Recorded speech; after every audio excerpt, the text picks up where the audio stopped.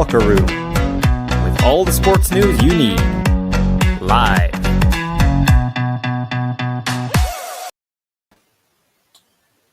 Good afternoon, it's 5 o'clock, it's Friday afternoon, and you know what that means. It is the Locker Room here on Independence Live.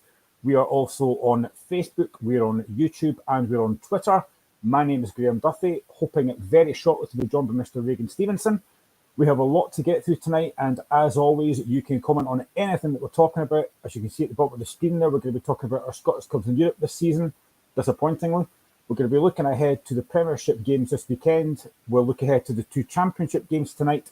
And because I've not been on for a little while, although I was on yesterday, I will also be looking to talk about VAR after the introduction of VAR last week to the Scottish Premiership. And is it going to be a good thing for Scottish football? I have my doubts, but we'll get to that very, very shortly. So before Regan comes on, we are going to look back at the games from this week in European football.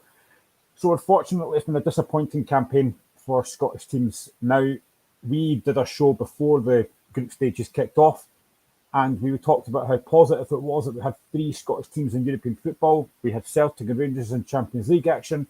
We had Heart of Midlothian, my beloved team, in Conference League action. And unfortunately, before Halloween has even kicked in, they are all going to be out. It's been a massive disappointment. I'm going to start with Celtic first. So Celtic were in a group with the European Cup winners Real Madrid. They were in with Leipzig and they were in Shakhtar Donetsk. Celtic, after 5 games, they have got 2 points. So unfortunately, they can't even get third place, which is a massive disappointment. They've only scored 3 goals. They conceded 10 goals, but they are up against real quality. But I said to Michael last night on the show when we talked about Hearts that for me, I think Celtic approached every game in the right way. They went and had a go at everybody, Real Madrid including that. And I think if you look at the first game against Madrid at Parkhead, Celtic played really well. You know, they're up against a quality outfit. I said at the time when we did a show on the Tuesday, I love watching guys like Luka Modric. He's just a class actor. I love watching him. But Celtic competed really well, especially in that first half. I thought they were very good. But when you play against teams like this, when you play against the elite teams, if you don't take your chances, you're going to have real problems. And I think I mentioned to Michael yesterday, I think it was a stat that Celtic have had 68 shots in this Champions League campaign, and they've only scored 3 goals. So that shows you the issue there. When you're playing against teams like this, you've got to take your chances. And if you make mistakes against teams like this, you're going to get punished. And unfortunately, Celtic have found that out. But I do think that you've got to give credit to Postecoglou, because I think in recent years, I think maybe Celtic, Rangers potential as well, and certainly Hearts are going to add into this. In European games, they've gone into games and they've sat back and thought, you know what, we'll see what we can do here. Celtic have done that. They've been very positive in every game. They've had a go. They've tried to take the game to teams. And it's just been that bit of clinical finish that they've not really had. So I think Celtic, although they're out, I think Postecoglou can take a lot of credit and a lot of praise for what he's tried to do this season. Now, I know that when you get knocked out, you finish bottom of the group, you can't take a lot of positives from that. But I just think Celtic have played some really good stuff at times. I think the 2 games against Shakhtar, especially the game in Poland when they played Shakhtar, I thought Celtic dominated that game. They absolutely hammered Shakhtar, but again, they didn't take their chances. You can get away with that in Scottish football. For example, if you're playing like St Johnstone, if you have a lot of chances and maybe don't take them, you'll get maybe a couple more and you will take them, and you're not going to get punished. No disrespect to teams like St Johnstone, Livingston, but you're probably not going to lose a lot of goals in these games. So, but when you're playing teams like this, you've got to take your chances. And that game in Poland, I think, will be probably more frustrating for Postecoglou. They didn't win that game with the chances they had, because I'll be honest, when this Champions League group stage was made, I thought Real Madrid would win the group. I thought Celtic would probably beat Shakhtar over 2 games. Leipzig, I wasn't sure about. So it's not been the best of campaigns. But those 2 games against Shakhtar, I think Celtic could have won both those games. I really do. And they could have finished third and got that, Europa League spot. It's not happened. So it's been a massive disappointment for Celtic. But I think there's a lot of things that, you can learn from this. Next season, will Celtic be better? I think they will, because I think they'll take a lot of positives from this. And Postecoglou doesn't seem the kind of guy that's going to panic. You listen to his press conferences, he's always very measured in what he says. And listen, he was a Hearts fan, I'm going to say this. He's a very likeable guy. There was a thing last week that I saw, and I think it was on Twitter potentially, I can't remember, but he was asked about ticket prices for refugees, and he basically shut it down and said, look, I'm the wrong person to ask about this. And he was right, asking a foot manager about that, what do you expect? And Postecoglou did shoot it down, but he did it in a kind of, not in a negative way. He was just basically saying, I'm a football manager. I don't deal with that kind of side. So I do kind of like the way he comes across. I like the way he talks to people. And I just think if I'm a Celtic player, I want to run through brick walls for Postecoglou. And I think you get that aura from him. And I think next season, I think potentially Celtic will do a lot better in the Champions League. I think they'll probably strengthen in the summer. They might even strengthen in January. I don't think they'll need it, to be honest, because I don't think Rangers are going to win the league. I'll say that right now. I might be proved wrong, but I'm not seeing enough from Rangers just now that says they're going to do anything. So I think Celtic will win the league this season. My predictions usually are generally awful, but I think I might get this one right, so I'm going to take that.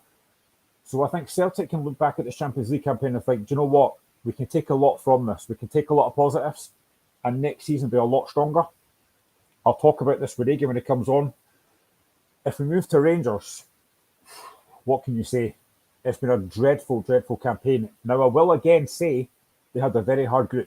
They're against a very good Napoli side, a Liverpool side who I support, obviously, as many people will probably know who watch this, and Ajax, who again, they're maybe not a great side, but they're a decent side. So Rangers have only scored one goal, and that was against Liverpool at Ibrox. They've conceded 19 goals, and they've got no points. Now, if you look at the Liverpool game in particular, they've lost 9 goals against Liverpool over those 2 games. That is very, very poor. Again, you're putting against a Napoli side who, for me, I don't know if they'll win the Champions League, but I think Napoli could potentially get to quarter-final, semi-finals. They're a very, very good side. They play some really good football. They've got a lot of quality on that side. So I think Napoli are a very good side. But the one thing I would say about Rangers is there's ways to get beat. Everyone knows that. You can get beat having a go. But the way that Rangers are getting beat, and I've heard a couple of folks say, oh, Rangers down tools in these games because they don't like the manager. I don't think I agree with that. I don't like to think that players down tools. Maybe it does happen. I don't know. But if they have down tools of a broadcast, I think that's really, really poor. And if you look at that Liverpool game at Ibrox, they were 1-0 up. The crowd were right behind them. And I kind of thought, you know what, Rangers might have a chance here. And then Firmino gets the equaliser from the corner, 1-1, half-time. You think, right, what are Rangers going to do here? What can they do in the second half? What they did was they completely capitulated. And that is unacceptable for any team. Now, Liverpool at that time were not on a great run. They really weren't doing particularly well in the Premiership. I can say that because I support Liverpool, so I can see it every week. But the way that Rangers fell apart was unacceptable. And I think a lot of Rangers fans at that point wanted Van Bronckhorst out. And I understand it.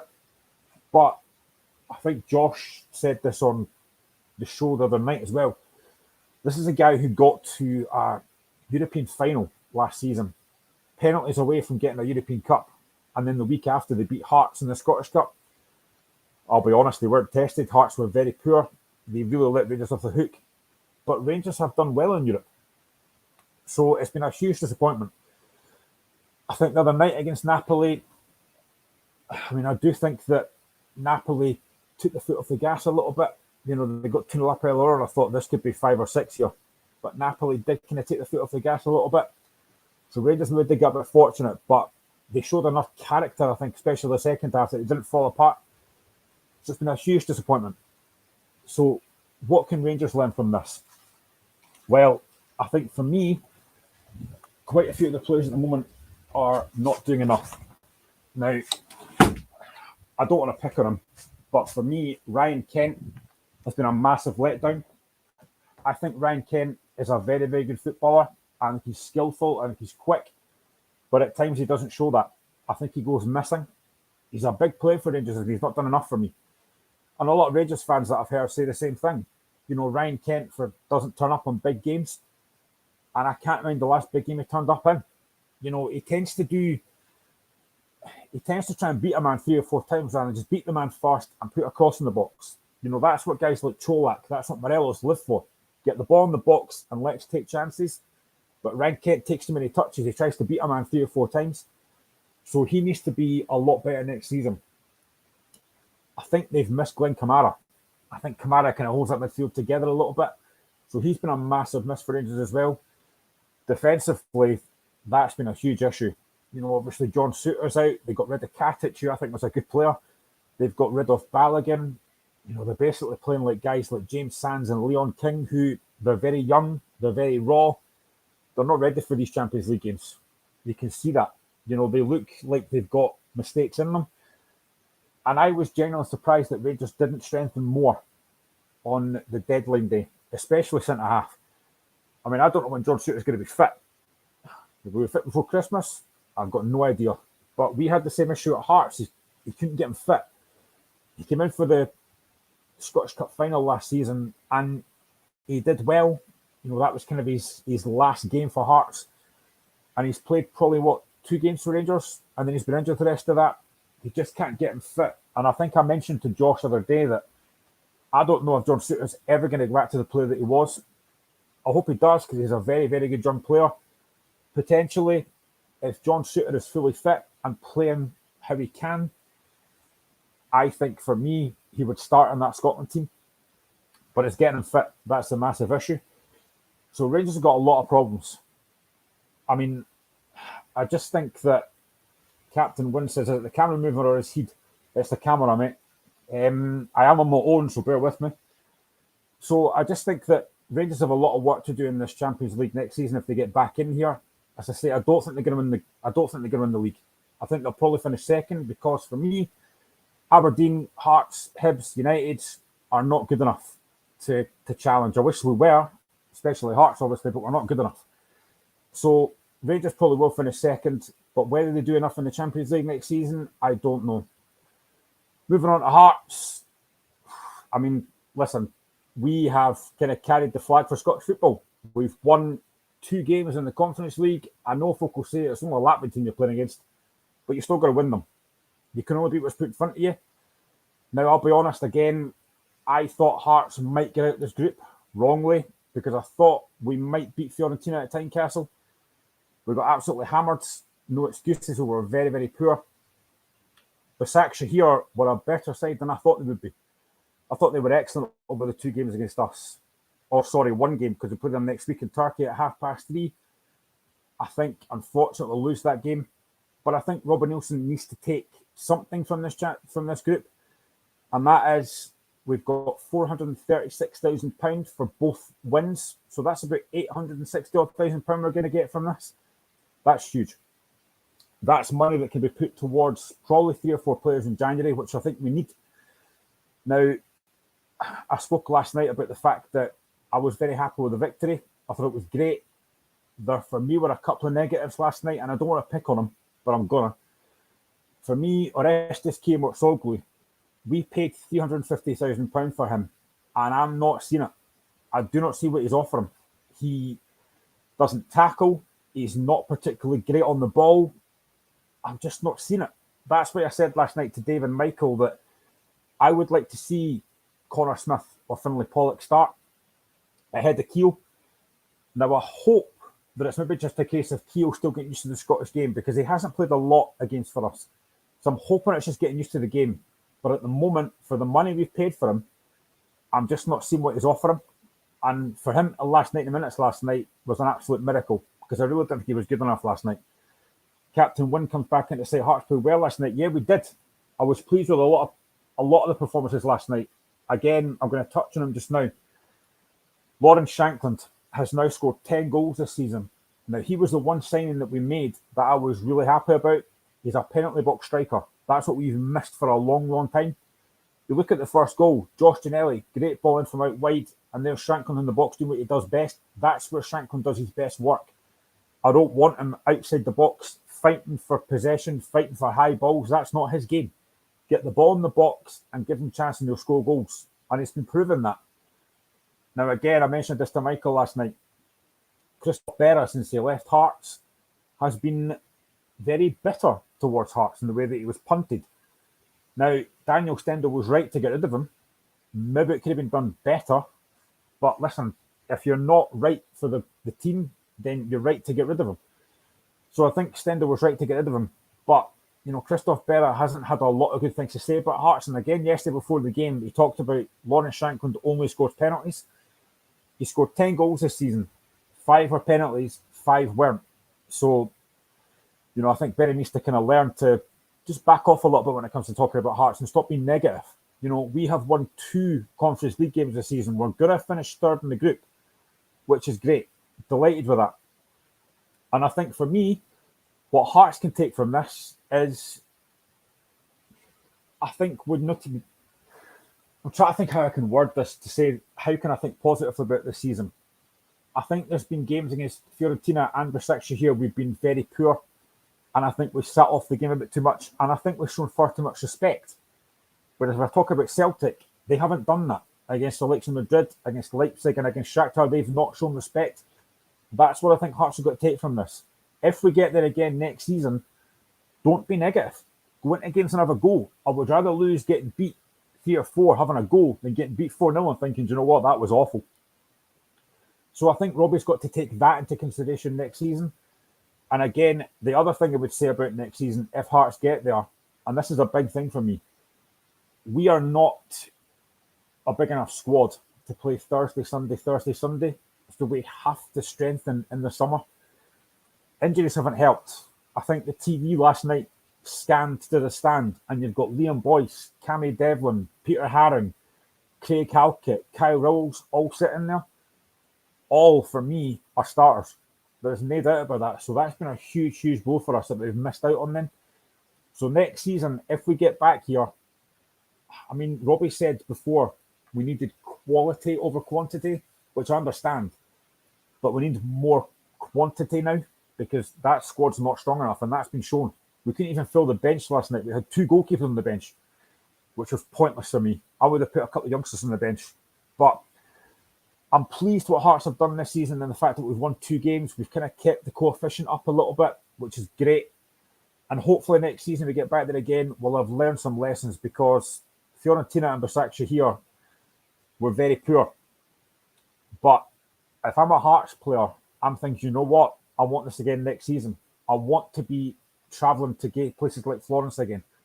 You look at 2 weeks ago in Florence, 4,000 Hearts fans there was absolutely superb. To then watch us get hammered 5-1 wasn't great. But, just get back there again next season. And I say this for any Scottish team, Aberdeen, Dundee United, Motherwell, any other Scottish team apart from Celtic or Rangers.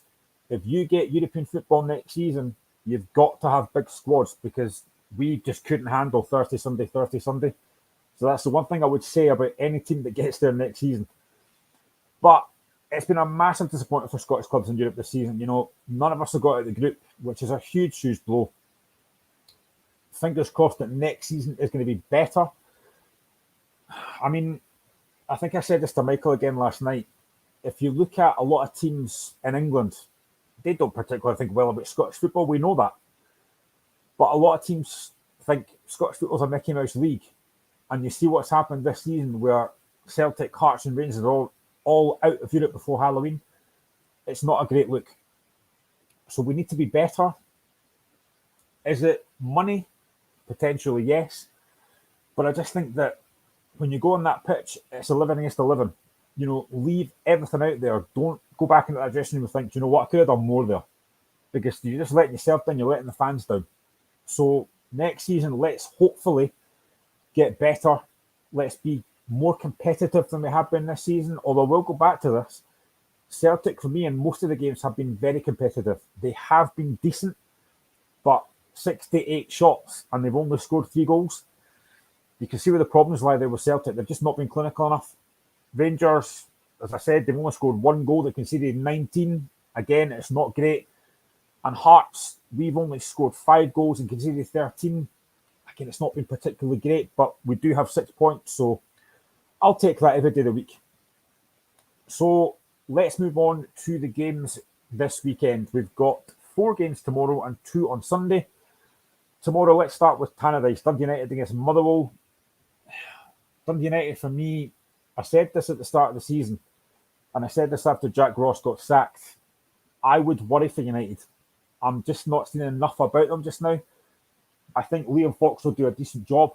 I think he's a very good young coach. Whether he's a good manager, it remains to be seen. My worry for me would be that I think this has touches of Ian Cathro about it, where Ian Cathro came to Hearts as a good coach, but when he took over himself, it didn't work. And that's my worry for Liam Fox. I just think he maybe is a good coach, but is he going to be a decent manager? I don't know. United, for me, could be struggling. They're not bottom of the league. They are sitting 11th. They've got a massive game tomorrow against Motherwell.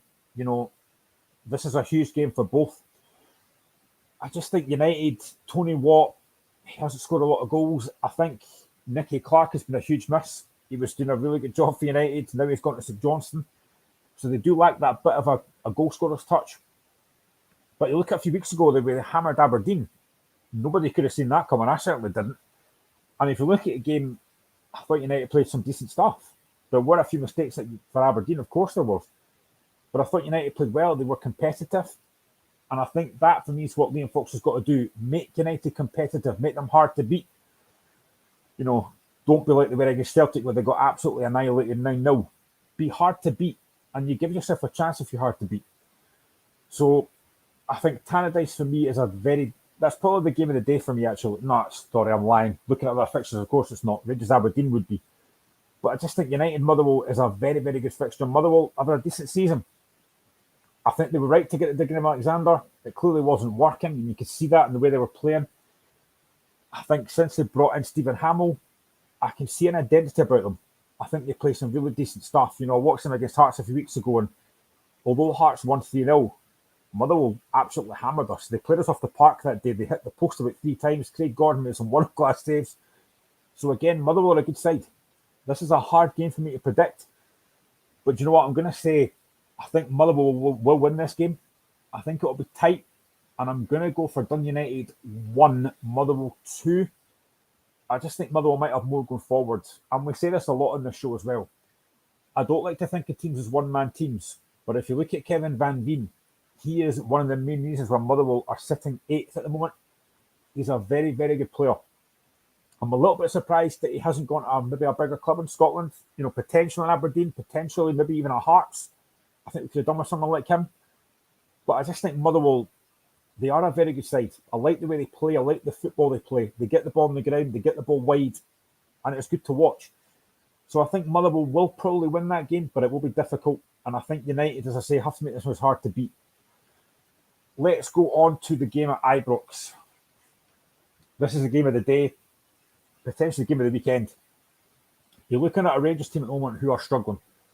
There's a lot of questions about Giovanni van Bronckhorst. Now, I think I said to the guys in one of the group chats that if Rangers lose this game, I think Van Bronckhorst is under a lot of pressure. Now, he's already lost against Napoli during the week. They had that really poor draw against Livingston last week, where Rangers were booed off the pitch last week at Ibrox. They were very poor, and it needed a late goal from John Lundstrom to get that equaliser. If Livingston don't get a man sent off, the Rangers get in and out of that game? I'm not sure they do. So there's a lot of people at Ibrox, a lot of Rangers fans are not happy with Van Bronckhorst. And that will only increase if Rangers don't get something tomorrow. It's a huge, huge game. And I think the one team you don't want to play against at the moment is Aberdeen. I've been impressed with Aberdeen on a good one. And one of the main reasons for that is Bojan Majowski. I think Majowski is one of the signings of the summer. I think he's a very, very good striker. He's got everything you want for a striker. He's quick, his movement's great, he's obviously a goal scorer. And I think against that Rangers team with the likes of King and Sands at the back, I think Aberdeen could cause a lot of problems. Again, they've got Duke, who's a really good player. I'm a massive fan of Leighton Clarkson. I've watched him a few times at Liverpool for the under-21s. He's an excellent player, really good on the ball, really composed. He's got an eye for a pass, and he's got an eye for a goal, as you saw a few months ago against St Johnstone. So this is a potentially difficult game for Rangers. And I think for me, if you're a Rangers fan, what you're looking for is, yes, you want to win, but you want a performance. You want to see something from this team that says, right, we're going to be fine. Because if Rangers start the game well tomorrow and get a goal up, then the Rangers fans get behind the players, they get behind the team. If Rangers start the game slowly, and if Aberdeen were to score first, it's going to be very difficult for Rangers. And that Rangers crowd is going to be on the back straight away. So I think Rangers need to get a good start tomorrow. But it's such a huge game. What do Rangers do tomorrow? You know, what team do they pick? Who do they play up front? Do they play Morelos? Do they play Cholak? For me, I think you've got to go Cholak. He's the best striker Rangers have just now. He's a proper goal scorer. I watched a couple of podcasts a couple of days ago, and a lot of folks said that Morelos looks like he's put on a bit of weight. I don't know because I've not really been watching it. But I just think Cholak offers so much more than Morelos just now. And I've talked about him earlier. Ryan Kent, for me, you need a performance from him. He's not delivered. So he needs to perform tomorrow, but against a very, very good Aberdeen side who at the moment are sitting third in the league. And as I say, I think Goodwin's done a really good job. We've signed a lot of good players. So this is, when Aberdeen usually go to Ibrox, they just get a tough game. And I know a lot of people say, Aberdeen will never turn up against Rangers. That might happen again tomorrow. So it's a massive, massive game. And I think the fact that Rangers are behind Celtic, I think it's 4 points that are in it, Rangers have got to win this game. So it's a difficult game. And I'm going to predict, do you know what? I'm going to go for a draw. I think it's going to be Rangers 1, Aberdeen 1. I just have a sneaky feeling that Aberdeen will get something for this game. So Paul Donaldson comes in here. Aberdeen have played with 3 at the back in the past few games, but I can't see Goodwin doing it tomorrow. I think he'll play 4-4-2 with Duke and Majowski up front. It's a good point, Paul. Now, I personally think Duke has been a really good signing for Aberdeen again. He scored against Motherwell last week with a really good header from the front post. Just the way that he sets his team up, Goodwin, I think he's got a really good team there. Midfield, they look decent. I'm a massive fan of Ross McCrory. I think he's a really good player. For me, he's a midfielder, not a centre-back. So I think Aberdeen have got a very good side. And if they go 2 up front with Duke and Majowski against that Rangers backline, I honestly think they could cause a lot of problems tomorrow. I really do. And I think we're getting Reagan in here. Fantastic. Hello, mate. How are you doing, my man? Doing well, how are you? I'm not bad, mate. I've just sprouted absolute nonsense for nearly half an hour, so it's good to see I've got some backup here. Are you able to hear me loud and clear, aye? I can hear you loud and clear, my man. That's good, that's good. How's things all right? Doing well, it's good to be on. I was listening to you last night. What are you making of Hearts then? Do you know what I've been talking about earlier? I'm happy that we got 2 wins in this group. I think RFS were the 2 games that I kind of thought we would win. And the fact is, I talked about this on Michael yesterday, the fact that we've got £436,000 for these wins is huge. I think that's going to mean a lot come January. We need the money, I think. So it's massive. But I think for me, we need to learn lessons if we get there next season, because I've just mentioned earlier on, before you came on, that squad's not big enough to play Thursday, Sunday. So I said this for Hearts, but any team that plays European football next season, whether it's Aberdeen, Motherwell United, you need to have a bigger squad. Yeah, I mean, if you look at it, I mean, you picked up another few injuries last night, and I don't think you can afford to be losing players, because if you look at it, Graham, the squads are not big enough. Even if you look at Celtic Rangers, I don't think Rangers squad is good enough right now. And No, it's not. in, I mean, Stephen Kingsley going off an injured limit again. That's the last we need. I mean, honestly, if you could pick any more bad luck omens, it won't be long till I'm getting my boots on, mate. Because the amount of injuries we're getting is just ridiculous. Yeah, I mean, it's quite sad at the same time, because you look at the squads. I mean, Celtic had 1 bad injury away from losing a really good striker in Jackie Kyogo, and then they've only got 1 striker there. And the same with Rangers. I mean, I don't think Rangers' squad strength this season is very good, to be honest. I mean, you looked at the other night, they brought on Yamas, who I wasn't overly impressed with. I was impressed with it on the second half when it was 3-0. But I don't think overall he's the man as well. And you look at Scott Wright, I mean, I don't think he's even good enough for the Hearts. Yeah, I mean, I kind of agree with that, but we'll touch on what I was talking about earlier. We'll go back to European games because obviously I have touched on it for the last half an hour before you came on, trying to just talk absolute nonsense and somebody came and rescued me. But let's talk about your team, Celtic. So it's been a disappointing campaign, but I said earlier on before you came on again that I think Postecoglou can take a lot of positives out of this campaign. I think Celtic have played well in a lot of the games. Madrid, I thought they were really good, but I did say earlier on, and I said last night as well, there was a stat going around that Celtic have had about 68 attempts in these games and they've only scored 3 goals. So, what do you make of Celtic's Champions League campaign so far, and what can Postecoglou take out of this? What I make of it, Graham, is the fact that Postecoglou and Celtic are creating chances. It shows you that they've not been clinical enough. And I don't know if that's maybe nervousness or the fact that pure and simply are no good enough.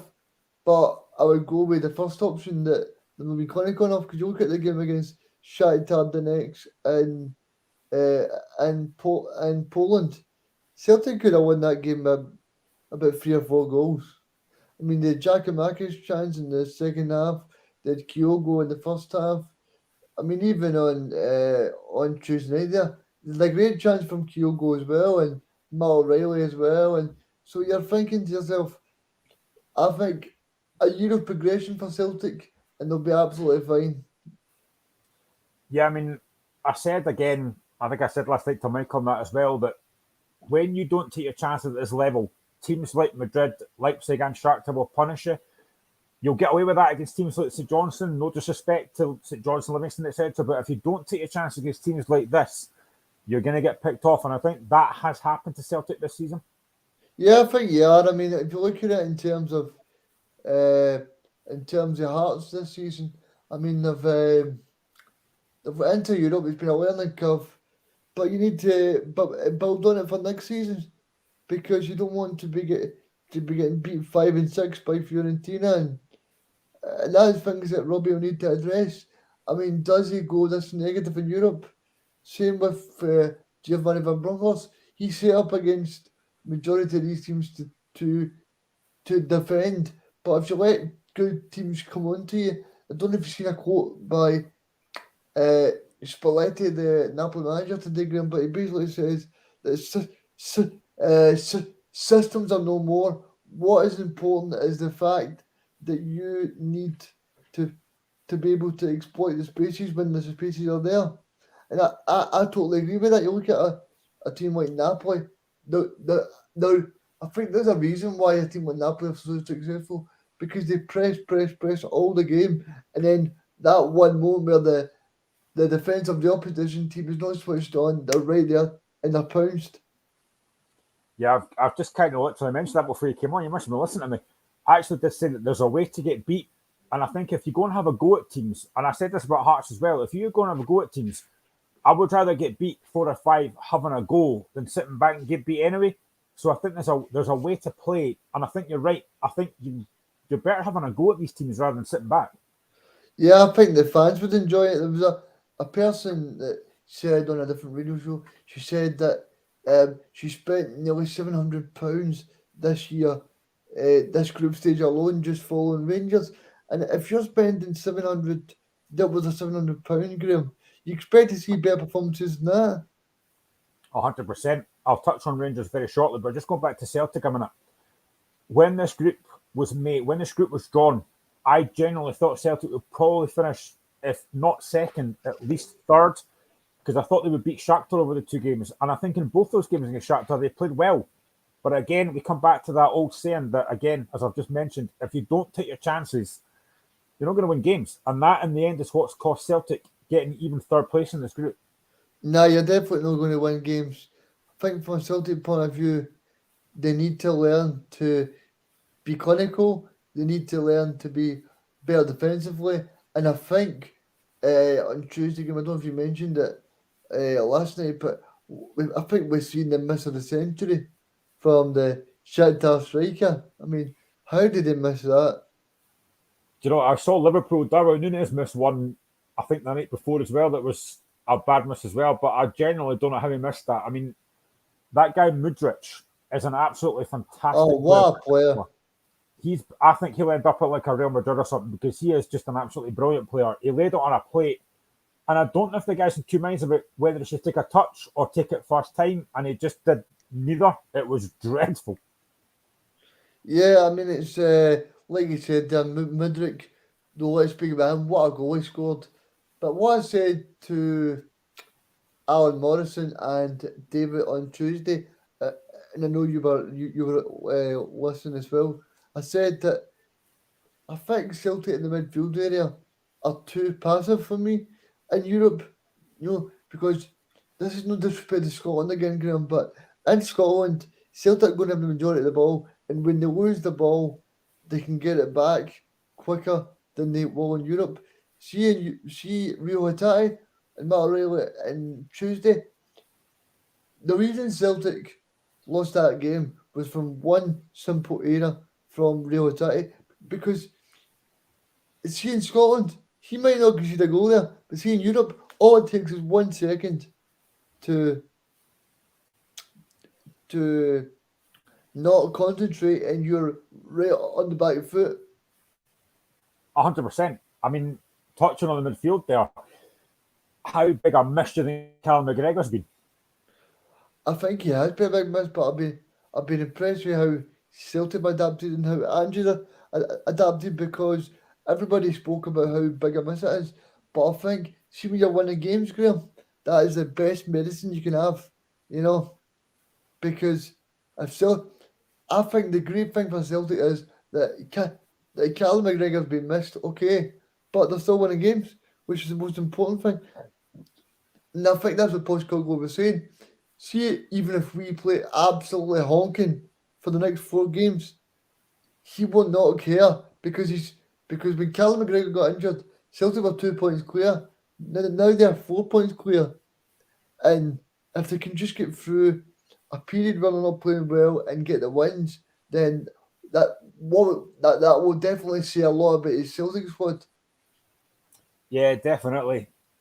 Just finishing up on Celtic in the Champions League, you would hope that Celtic are going to learn lessons from this, and next season they're going to be a lot better. But, I mean, potentially, how many players do you think Celtic might need to sign come the summer to compete next season? Well, Graham, don't know if you've seen it this week, but Jota has been picked for the professional Portuguese squad for the World Cup. Has he? Yes, he's been picked in a 27-man squad. So my thoughts on that is that Jota will be away by the Has he summer. has he not just signed a new contract with Celtic though? Yeah, he signed a 3-year contract, but we all know, Graham, 3-year contracts are there to protect the club as well. How much would you be wanting for Jota then if he was to get sold? Probably the record for Scotland. Fair enough. Do you think he's that good? Because I think that you look at his end product, you look at his hair product. No, I'm kidding on. Only kidding. But no, he's just genuinely a very exciting player to watch. And I think if he gets to the World Cup as well, Graham, that puts more attention to his name, and it also brings Celtic that bargaining tool to go, hoy, we've got to play the World Cup here. We want top dollar. Yeah, I mean, to be honest, I'll stop you. Orestes came what's ugly for Jota. He can come to Hearts, and of course, Keogh can go to Celtic. Let's move on to the other side of Glasgow and Rangers. Again, before he came on, I touched on this, that it's been a huge disappointment for Rangers.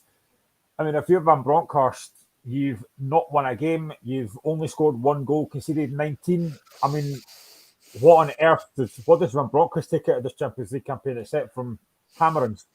What he takes from it is he needs backing from the board. I'm sick of this Geo, right? Because I was a Geo. I was not a Geo fan when he came in. I said in the show he's too negative.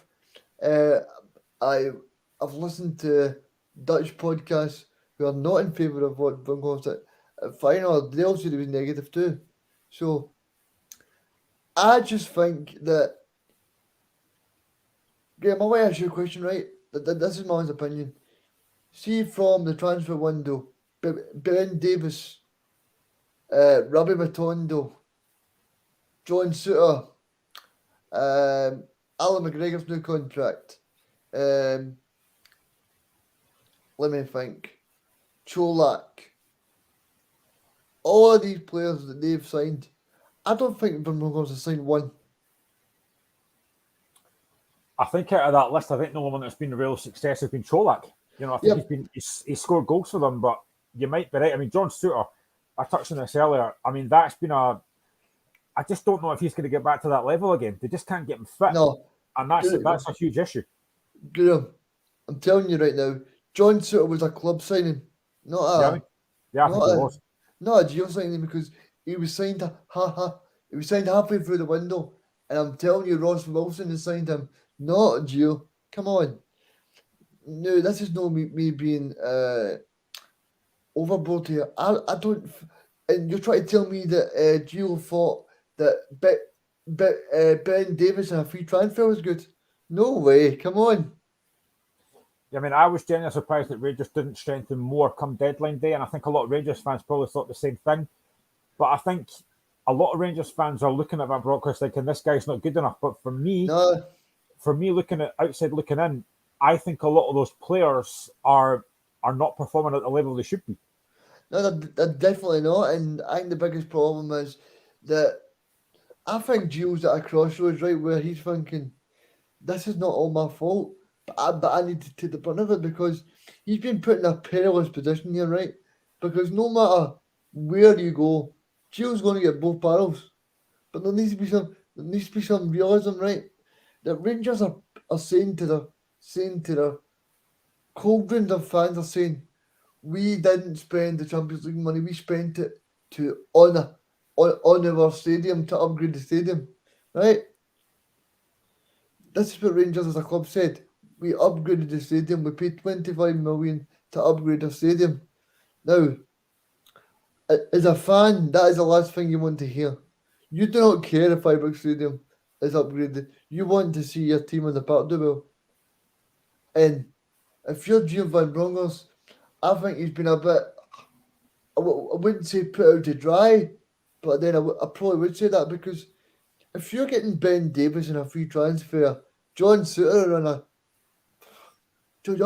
basically on a free, when Rangers couldn't pay the 500k in January, and you're thinking to yourself, why is the club that just got into a European final, got all this money, why are they doing this? You know, it's like Celtic when they appointed Neil Lennon. Okay, Neil Lennon needs to take the blame, but see if you're going to give Neil Lennon, let me have a think. If you're going to give Neil Lennon Diego Laxalt, that wasn't a good football player, Graham. I mean, the only time we've seen the guy was beside the pool in Dubai. The only time was, and then you've got Shane Duffy. You know, I mean, a manager's only as good as the tools he's got to work with. And I think if you're asking, I mean, I've heard Rangers fans say Bielsa and Sean Dyche. Come on. Sean Dyche is not going to come into what with Scott Wright. That's been very harsh on Scott Wright. I've got a different name for Scott Wright, but I can't say it on radio. No, we're live on it. You can't do that yet. Wait till we go off air. No, but I just think that Rangers fans need a bit of perspective, Graham. They're 4 points behind, but what else did they expect when you're not backing the manager? You're not, and the biggest problem for me was, right, that Gio did the old Brendan Rodgers tactic, and he did this financial disparity thing. This is what Brendan used to do. Brendan used to go, it's not my fault, look at what I've got here. You know, but see, at the end of the day, Gio should have played a bit of reverse psychology and went, I'm going to play this board like a fiddle. I'm going to say that we should be doing better. But instead, in the first game, he comes out and goes, we are not good enough to compete. Now, see, even if he thinks that, Graham, right? But that's me coming in and going, right, Graham, well, I'm not very good in the radio, but I'll just go and do it. You need to believe you're good. If you don't think you're good, what's the point of being here? I've got off doing this show for a long time and I'm still here, so I must be doing something right. But see if you look at Gio Van Bronckhorst, right? Football fans are fickle. We all know that, and it's mental. They got to a European final last season, and now you listen to radio shows, you listen to podcasts, and Rangers fans want Van Bronckhorst out. You've kind of got to be careful what you wish for, because at some point Van Bronckhorst will go, and then who do you get in? Well, that's the thing, Graham, right? People say Rangers is a big job, but people know that Rangers is. The squad's not in a good position. You know, you can't change your leopard spots. You know, I didn't get that line. You know, I heard that on the telly one night and I just thought I'd take it. You can't change your. What did it say? You can't change your leopard spots. Anyway, anyway, Graham, I just think we're being too harsh on the guy. You know, if Sean Dyche comes in, he's still got Scott Wright and John Suter at the back. Well, maybe no, because I can't get them fit. But just in terms of the Champions League campaign, it's been very disappointing. And again, I mean, next season, you've got to think that Rangers have got to be a lot better. Yeah, they have, and I just hope they get the result in Ajax next week, because Scotland need that as a coefficient. We can't be going down.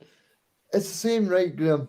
I don't mean any disrespect to Livingston or a St Mirren, but this is one of the reasons why I hope Livingston or St Mirren do not get into Europe, because we don't want to be cannon fodder of Europe, Graham. We want to be. I want to be on this show on Friday and go, look at this. We've got Hearts and Aberdeen doing brilliant in Europe, Graham. How good's that? We don't want to come on and go, well, Livingston got beat 7-0 by Hamburg at Thursday night. European football on a plastic pitch. We'll not go into that right now. But we'll leave European football and we'll talk about the games tomorrow, and we will stick with Rangers. I was just talking about this before you came on, actually, Reagan. Rangers against Aberdeen. Now, this is a huge game for Rangers. We all know that. They're 4 points behind. They've been beat by Napoli. They had a very poor draw against Livingston last week. This Aberdeen is probably the last thing you want to play against right now. Yep, I mean, as my old pal Ian Crocker used to say, this is big, this is massive, and for Rangers, this is massive, because if they drop any more points tomorrow, I think you can call Celtic the Scottish Premiership champions, and it's not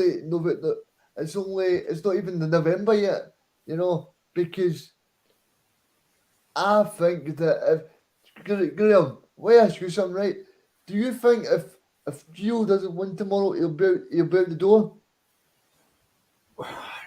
I don't think he will be after tomorrow, no matter what the result is. I think they'll give him a bit more time, but if they were to lose, it would be a huge blow. Graham, I would agree with that, but then I sit and say to myself, Graham, how big a part in our lives, in your life, and everybody else's life, how big a part does social media play now? I'm telling you, I'm telling you, if Rangers draw tomorrow, Rangers fans will be outside at Ibrox at that big staircase, absolutely fuming. He'll not make it past 6 o'clock. There's my prediction.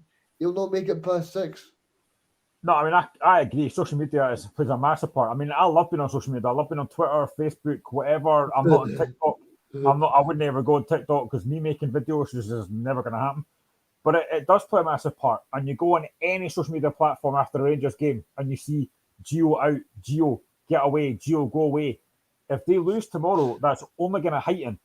And, you know, Aberdeen, for me, have so far had a very good season. And I think, I mentioned this again before you came on, Majowski and Duke could cause that Rangers defence a lot of problems tomorrow.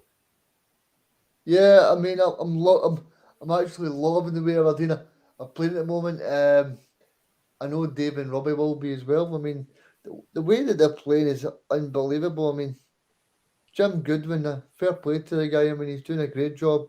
Obviously, Aberdeen all went up to third part last week and got all 3 points. The week before, they won at home against Hearts. I just think that Aberdeen might just get third this year, Graham. I'm sorry to say to you, you know how much I think I would like you to do well, but it's just Robbie Nielsen's tactics. I think Jim Goodwin, I think the feel good factor of him being at Aberdeen, I just think that this could be his year because you look at it as well, Graham, right? Now, Hearts play against Ross County on Sunday.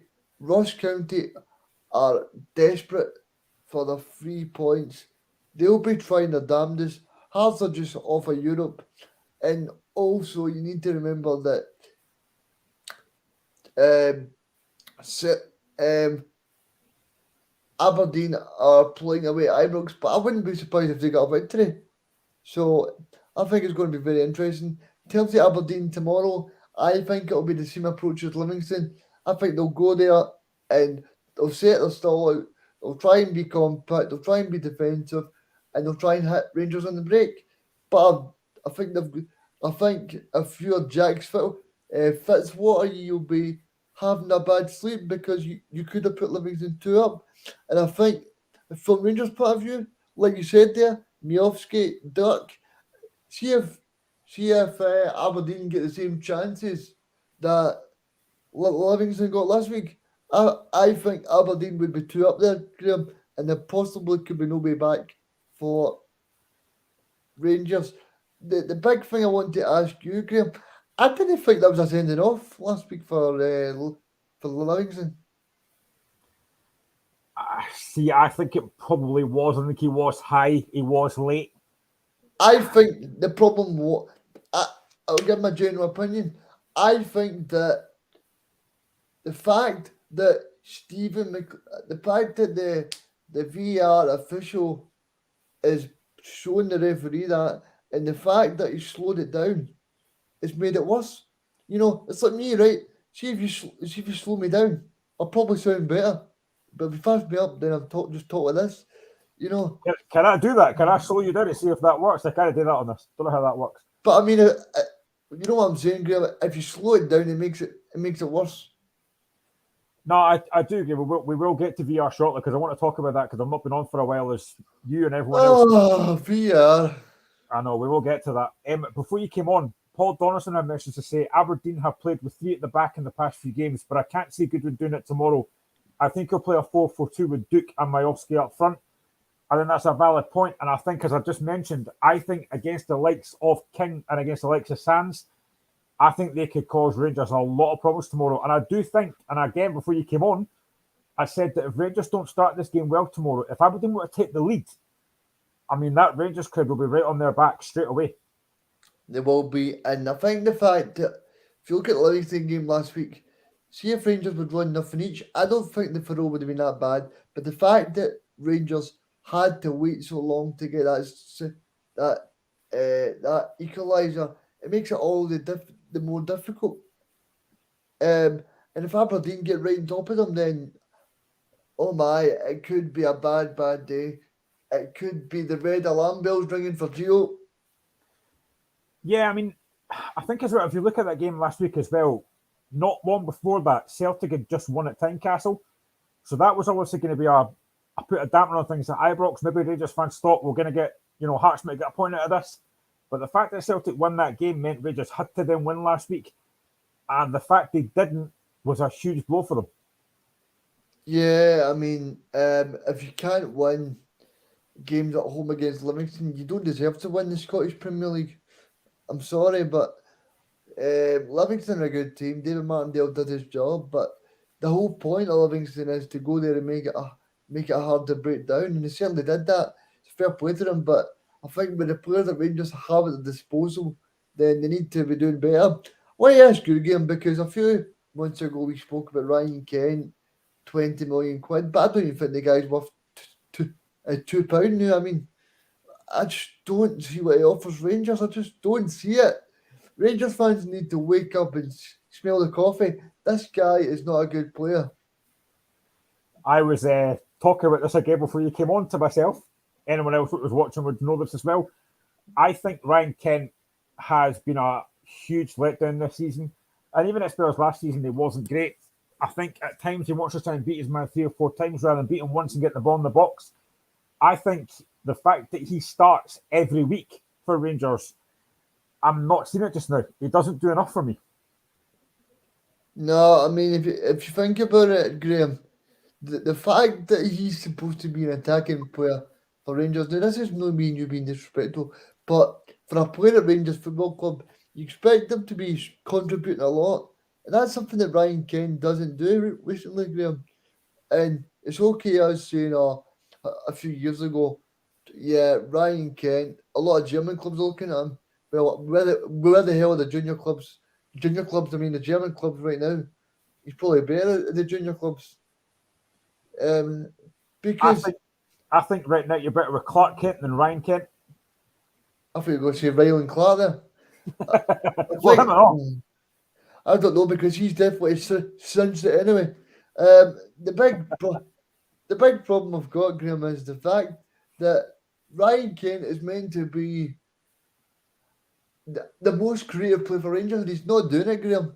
It's a big worry for Rangers fans. That's the most creative player, not Scott Wright. No. I just wanted to get his name back in there again. But we're just going to finish here on this game on Aberdeen. Now, what you said earlier about Aberdeen potentially finishing third, I have to admit, I do agree with you. I think the fact that Hearts are playing Thursday, Sunday, and don't have a big enough squad, I think this is a great chance for Aberdeen to finish third. And as I say, I've been really impressed with Goodwin. And the signings that he made, I think Ramadani looks a good player. I've already said as well, I really like Leighton Clarkson. I think he's an excellent player. So I think Aberdeen have got every chance to finish third. And is the points gap not 5 points, Graham? I've actually got it down here. Yes, it is. So, of course, Hearts point of view, they'll be wanting Aberdeen to get stuffed tomorrow. But, I mean, if Aberdeen, for talking's sake, if Aberdeen take all 3, that's the 8-point gap, and Hearts have not kicked their game off against Ross County yet. Yeah, it's going to be difficult. I just think Aberdeen have got a bit of momentum. Obviously, last week they beat Motherwell, played well. So Aberdeen are looking very good this season. They're looking very strong. And I think come January, they'll probably strengthen again. So, yeah, things looking good for Aberdeen, not looking good for Rangers. No. Let's go to Tannadice, where it's not looking great for the United. Oh. They play Motherwell tomorrow. United obviously got beat by St Mirren last week. Now, again, before you came on the show, I was talking about the fact that I think Liam Fox is a good coach, but whether he's a good manager in his own right, I don't know yet. This is a big game for United tomorrow. Yeah, and I think it's weird because you look at it, Graham, right? Somebody that Stevie Crawford, who was the manager of Dunfermline, is now the assistant to the guy that was assistant to Jack Ross. But it makes no sense to me. As Michael calls him, Foxy, I think the best thing for him is that he steps aside and maybe eats some Fox biscuits, maybe. I don't know, but yeah, I just think the guy's taking the biscuit. I mean, I don't see why he's in that job in the first place. I mean, Dundee United, why are they at... Girl, I said this point last week, right? I do not understand why it took Dundee United so long to get up, right? So it took them so long to get up. So then why are they putting such an inexperienced manager to save them? This guy's got no clue. Did you notice a few days ago as well that Tam Coates has now left Hornbed? I was just about to come on to that. I was about to ask you, do you think Tam Coates could be eyeing the job back up? I don't know. I mean, that would be a bit of a... I mean, would they go back to United again? I don't know, but I just think... Should I stay or should I go? I mean, I just think United maybe could have done with a bit more experience, but clearly Liam Fox has shown something that United board think, do you know what? We'll give it to you and see how you get on. But I just think United at the moment, you know, I think they really miss Nicky Clark. I think Nicky Clark was a good player for them. Tony Watt, for me, isn't scoring enough goals. But again, I did mention earlier the fact that they beat Aberdeen 4-0 a few weeks ago and played very well. But I just think United are going to struggle this season. I honestly think they could be in trouble this season. And I don't know who they can expect to be. I don't know, right? this is me, right? I don't know if I'm a player like Charlie Mulgrew or an experienced player. I don't know if I can sit and go, I'm going to listen to Liam Fox. What's he done in the game? Nothing. Do you know what? That's a good point, actually, because see, when Cathro was at Hearts, I got that distinct impression that a lot of Hearts players thought, do you know what? I'm not listening to this guy. What does he know about football? That's kind of what I think as well. Yeah, because Graham, modern players are very, very easy to switch off. You just need to look at Sean Maloney Hibs. Modern players are not interested about how how quick you run and what you're like when you pass. Are you passing at 2.0? Is your pass a 6 out of 10? Nobody cares. See, as long as you get results, then that's what it matters. Paul Donaldson comes back in here saying, I hope you're right about Aberdeen strengthening the transfer window. We are okay in midfield and up front, but still a bit suspect at the back sometimes. Paul, I just want to ask you, Paul, I hope you're still watching. I just want to ask you about Richardson and Stewart. I mean, I think they've done a really good job for Aberdeen. What's your thoughts on them? And if you could sign anyone realistically come January for that back line, who would it be? I'm interested to hear Paul's thoughts on that. But if you look at Motherwell, now, again, I think Graham Alexander was a poor appointment. They've got Stevie Hamilton, Hamel Ball, as they call it. I think Motherwell have looked decent under Hamel. But this, Yeah, I mean, again, it's a big game for them tomorrow as well. it is, but now let's be honest, Graham, right? Motherwell are not going to win a lot of games, but what Stevie Hamilton does is refreshing. You speak to Motherwell fans. I've got a lot of friends who are Motherwell fans, and what he's doing there is he's bringing them hope. That's what Motherwell fans they want to see a team with ambition, a little bit of flair in the attack. They want to see a manager they can trust, they can believe in. See if you're going to be on the defensive all the time, and like I'm sure you can be honest, Graham, and say that game Motherwell played against Hearts, they outplayed them for the 90 minutes. They outplayed them. Yeah, I did say that. You know, how we got 3 goals out of the game, I do not know because they battered us. Hit the post, hit the bar. Craig Gordon made numerous saves. I mean, that 3-0 was, I can be honest to say, that was very unjustified. And that's that right, Graham. That is the way you want to see a team play football. I mean, as much as I adore Antonio Conte and I love Tottenham Hotspur, I do not enjoy watching the team. I enjoy the team winning, but I do not enjoy watching them every single week for my sins. Uh, you know, I I'll just get Paul's come back in here and answer my question. I would want to sign Liam Scales full time, not just on loan. I mean, I'd agree with that. I think he brings a lot of balance to the team. See what I did there? Scales, balance, boom, boom. I'm on fire. oh no, here we Like that one, do go. you? I'm here all week. Uh, No, I think that's a good. I think Liam Scales is a good player. I really rate him. I think he's a very good signing. So if they can get him back permanently, I think great signing for Aberdeen. But I think Aberdeen, for me, are looking very, very good. Obviously, I watched them against Hearts a few weeks ago, and again, they're a good side. They really are a good side. So I think Aberdeen have got a lot to look forward to, and I think January they will strengthen again. So, but just looking at Motherwell, I mean, I didn't see an identity under Alexander, but I can see one under Hamill. yeah, and that's the thing that I said there, Graham. The fans have now got hope. They've now got belief. They've now got that thought. Well, I'm going to go to Fir Park. I'm going to spend my £10 to go and watch us play St Johnson at home because I think we can beat them. Under Alexander, it was more hope, and I think he's see if you're a Motherwell or a St Mirren, what is the point of sitting behind the ball? You need to go for it against these teams. The one thing I would say for Motherwell is, and we've mentioned this on the show before as well, do you think they are over reliant on Kevin Van Veen? Yep. If Kevin is not in a good Van Vina form, then it's soapy bubble for them. I'm interested to know from Motherwell fans. I've spoken to a few of them, but I'm interested to know. I know King Louis is now back. Louis So Moult, yeah.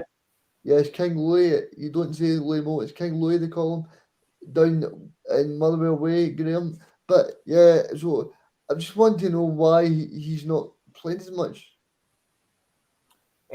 Paul again comes back in. Stewart and Richardson have been a bit of a mixed bag. Richardson's good going forward, still not convinced with him at the back. Stewart has good games and bad games. Sometimes his passing goes astray a bit, and he's given us a few scares. Well, hopefully that's not the case at Ibrox tomorrow, because obviously with a guy like Cholak there, you don't want to be giving him too many chances. But I think maybe Stewart and Richardson are still young. They've got a lot to learn, but I think under a manager like Goodwin, they will only get better.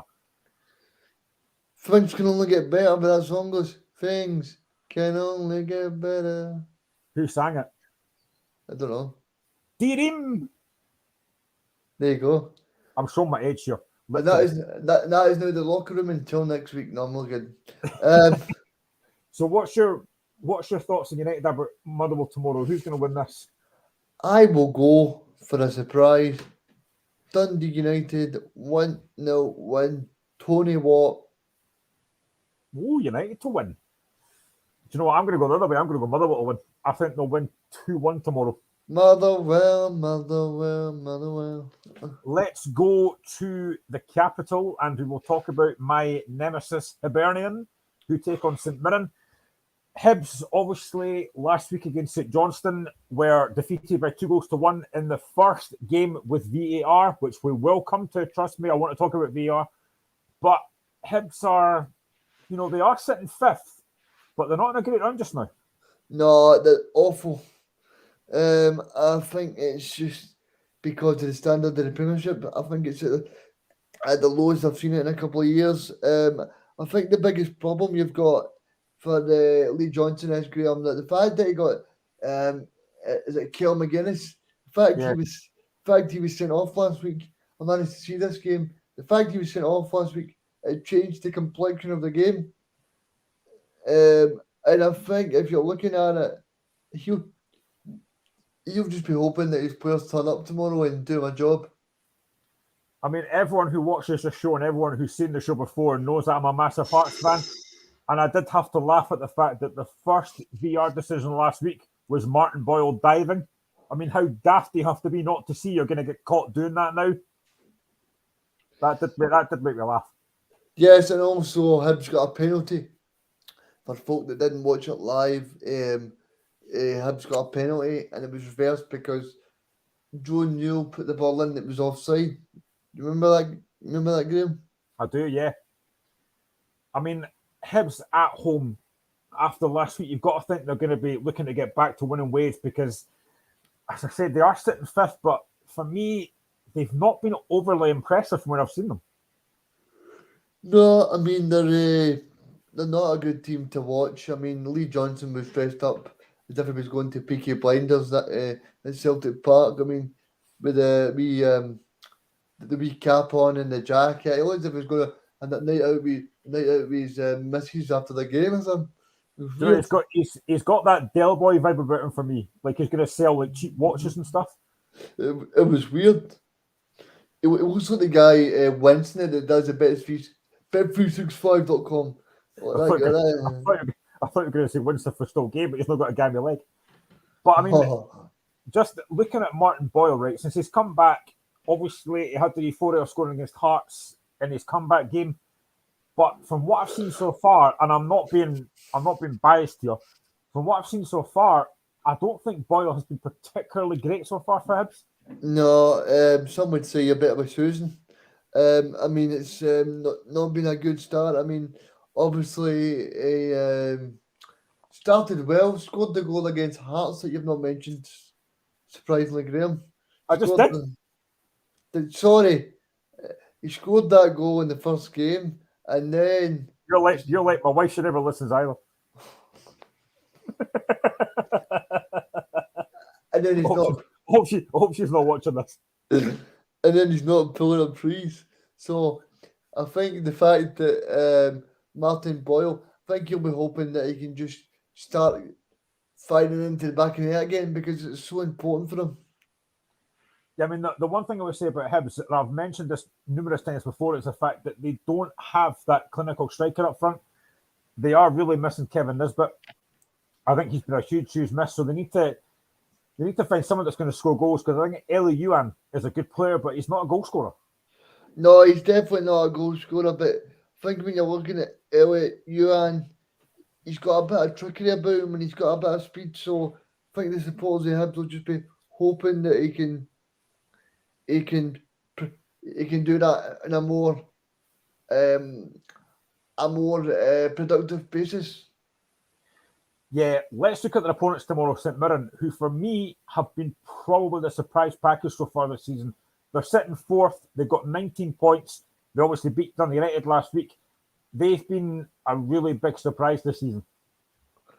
They have been, Graham, and I think if you're looking at them, it's been good to watch. I mean, if you think, I think it's been a very good league to watch so far.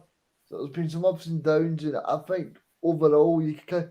But I think that the good thing for the league is every team can beat every team, and I think this is why we've got a good product this year, Graham.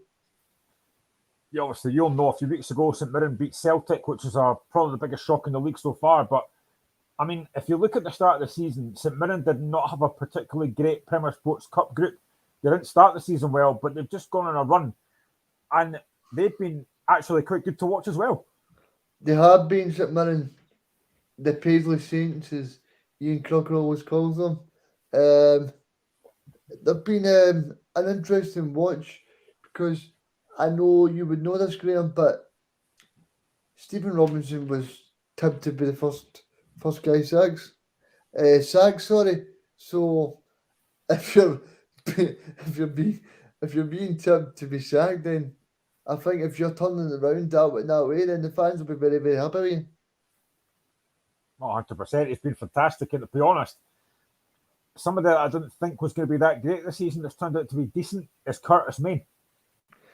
Oh, he's been the main man this year. Curtis.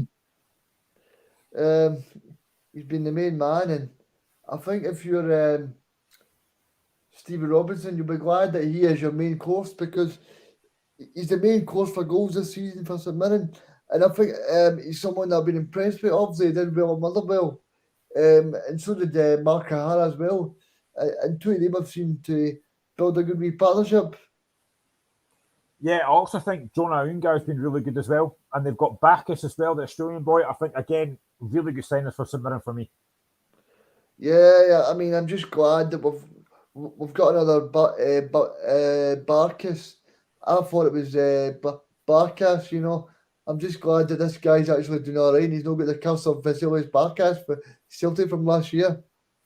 He was a great goalkeeper. What are you talking about? I loved him.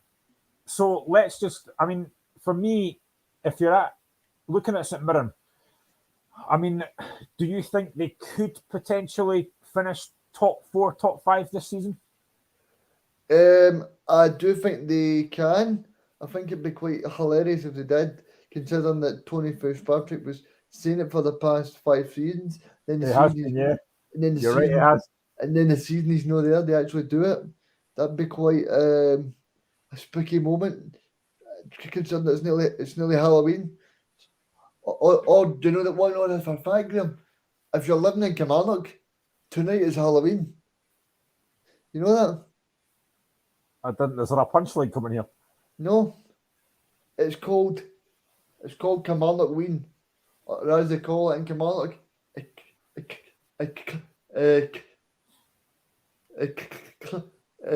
Sorry, Graham.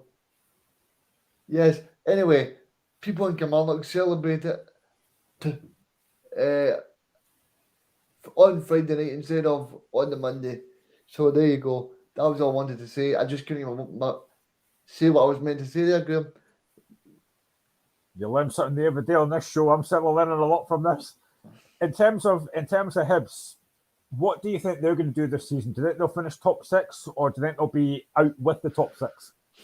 It's a hard one because I do like Lee Johnson. I think he's a smart coach, but I think if you're looking for them to do well, they'll be relying on one man, and that is David Marshall to marshal that defence, because they'll be hoping that he does well and they'll be singing the songs they were singing at Scotland, because he's a top goalkeeper, and that's the only way I can see them doing well.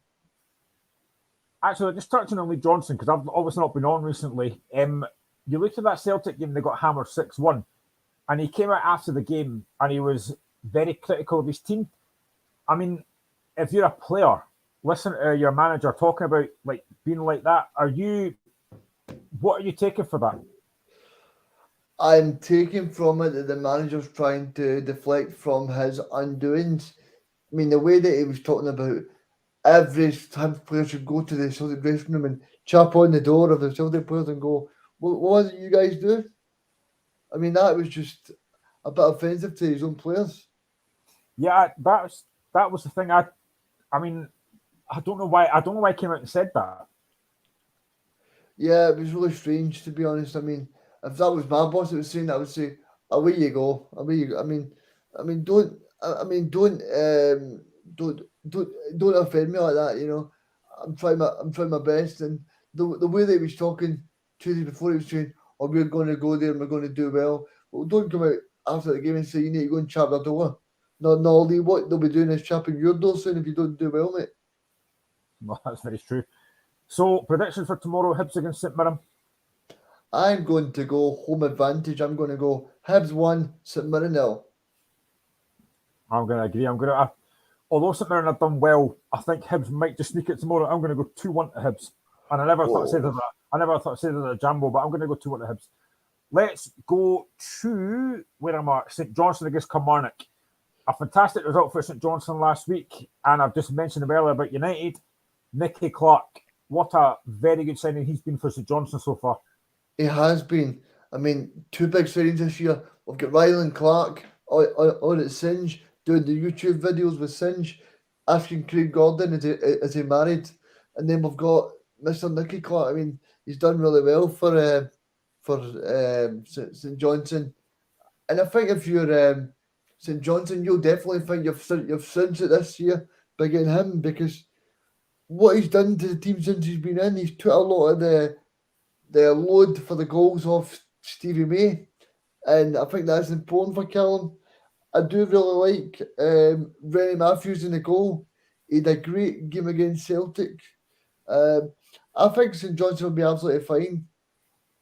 Graham, I think they're doing actually okay. I mean, they proved last week against Hibs that they're not a bad outfit. Yeah, I'll be honest. At the start of the season, I was worried for United. I thought for St Johnstone, sorry, I thought they could be in relegation trouble. They're sitting ninth. They've got 13 points. I mean, I don't think they'll be in the top six, but I think they'll be.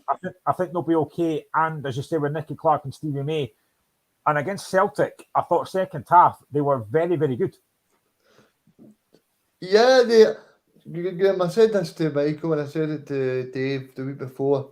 I said that as soon as Celtic made the negative changes, I called it, brought in Abigail, McCarthy, and Taylor, I said, I believe that Celtic are going more defensive, and that opened the game for St Johnstone, and they exploited it. They seen that Celtic were going defensive, and they went, you know what? Celtic are accepting a 1-0 win here. We're going to go for it, and St Johnstone fully deserved their goal. They fully deserved it. Do you know what I found actually quite harsh? Obviously, Celtic eventually win the game 2-1.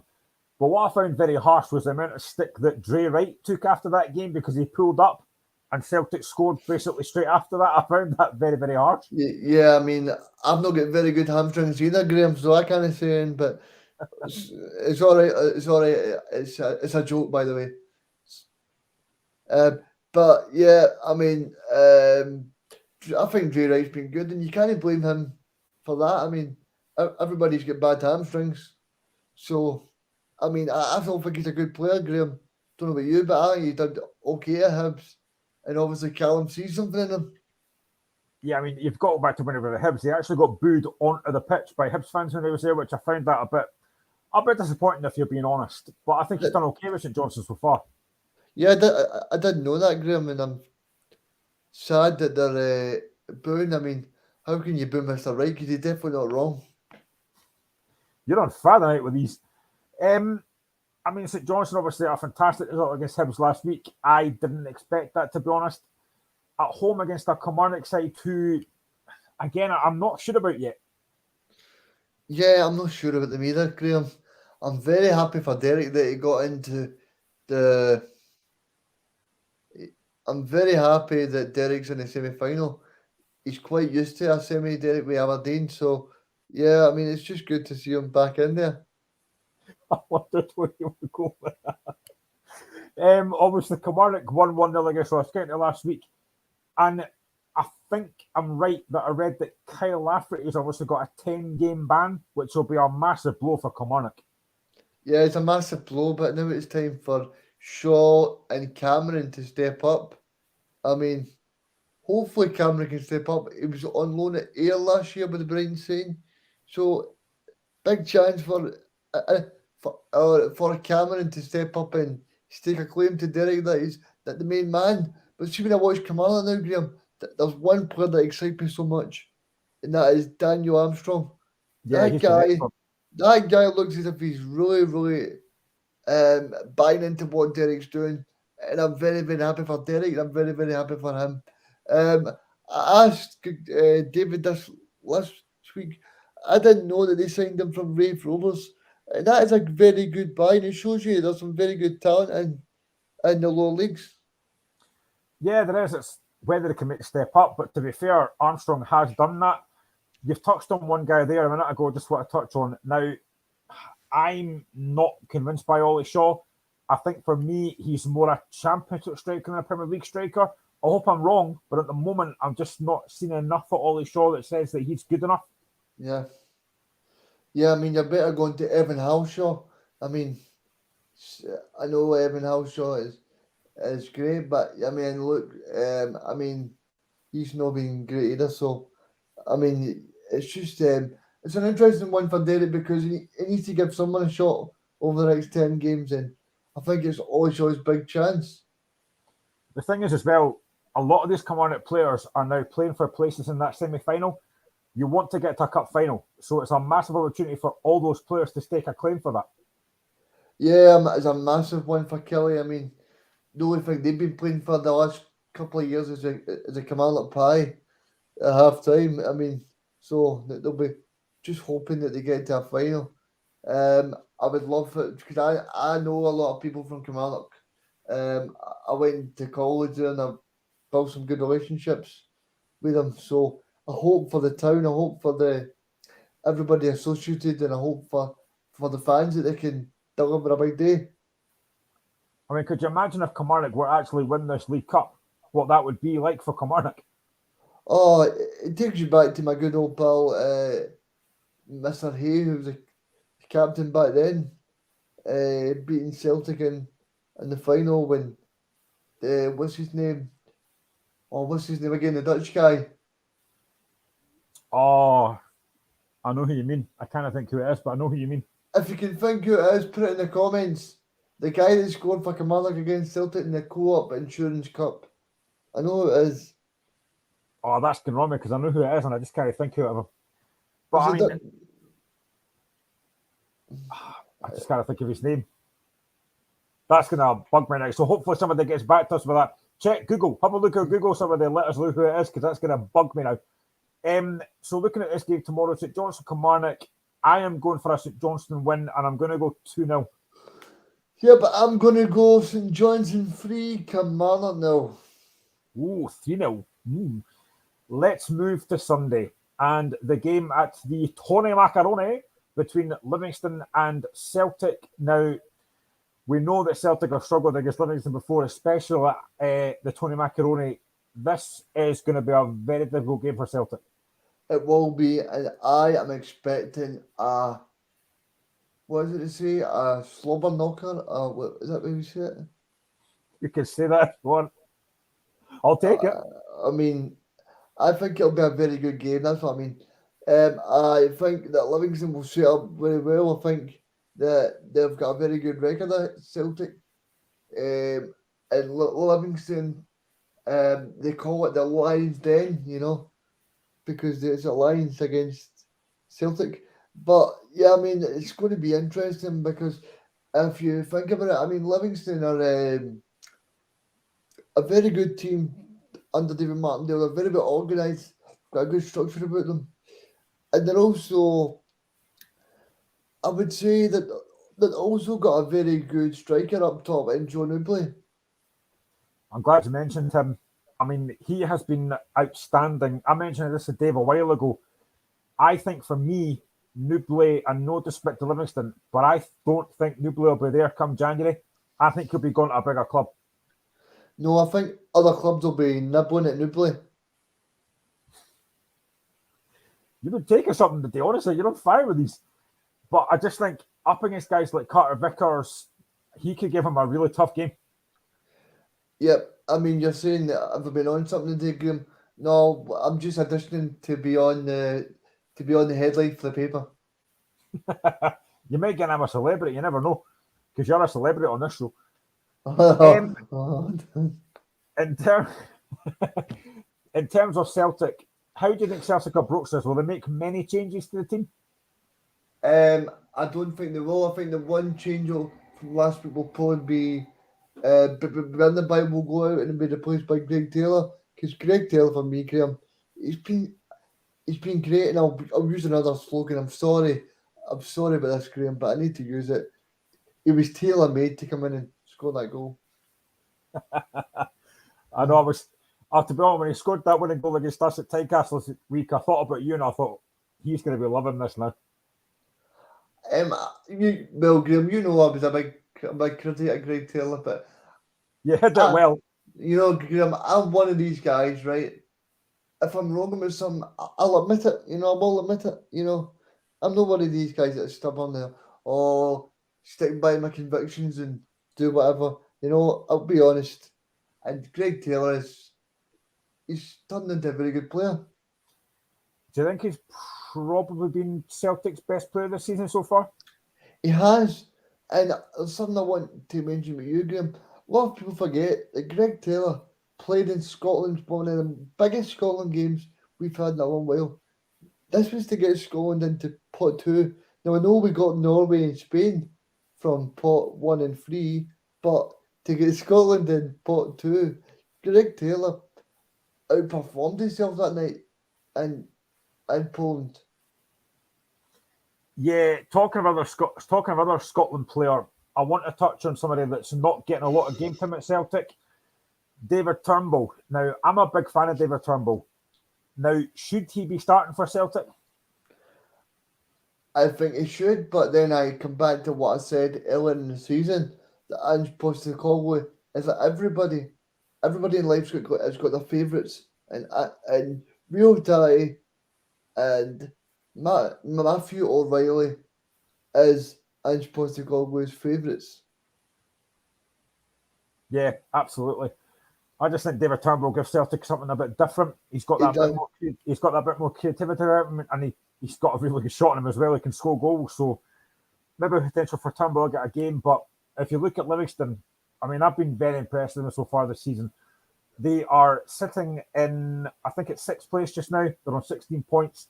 You look at Nubly, guys like Montano. I just think Livingston have got something about them this season. They look a very good side. Yeah, I think they will, and I think they'll be coming into this with full of optimism, thinking, right, well, we took Rangers all the way, so we can do the exact same to this Celtic squad, and especially that Celtic.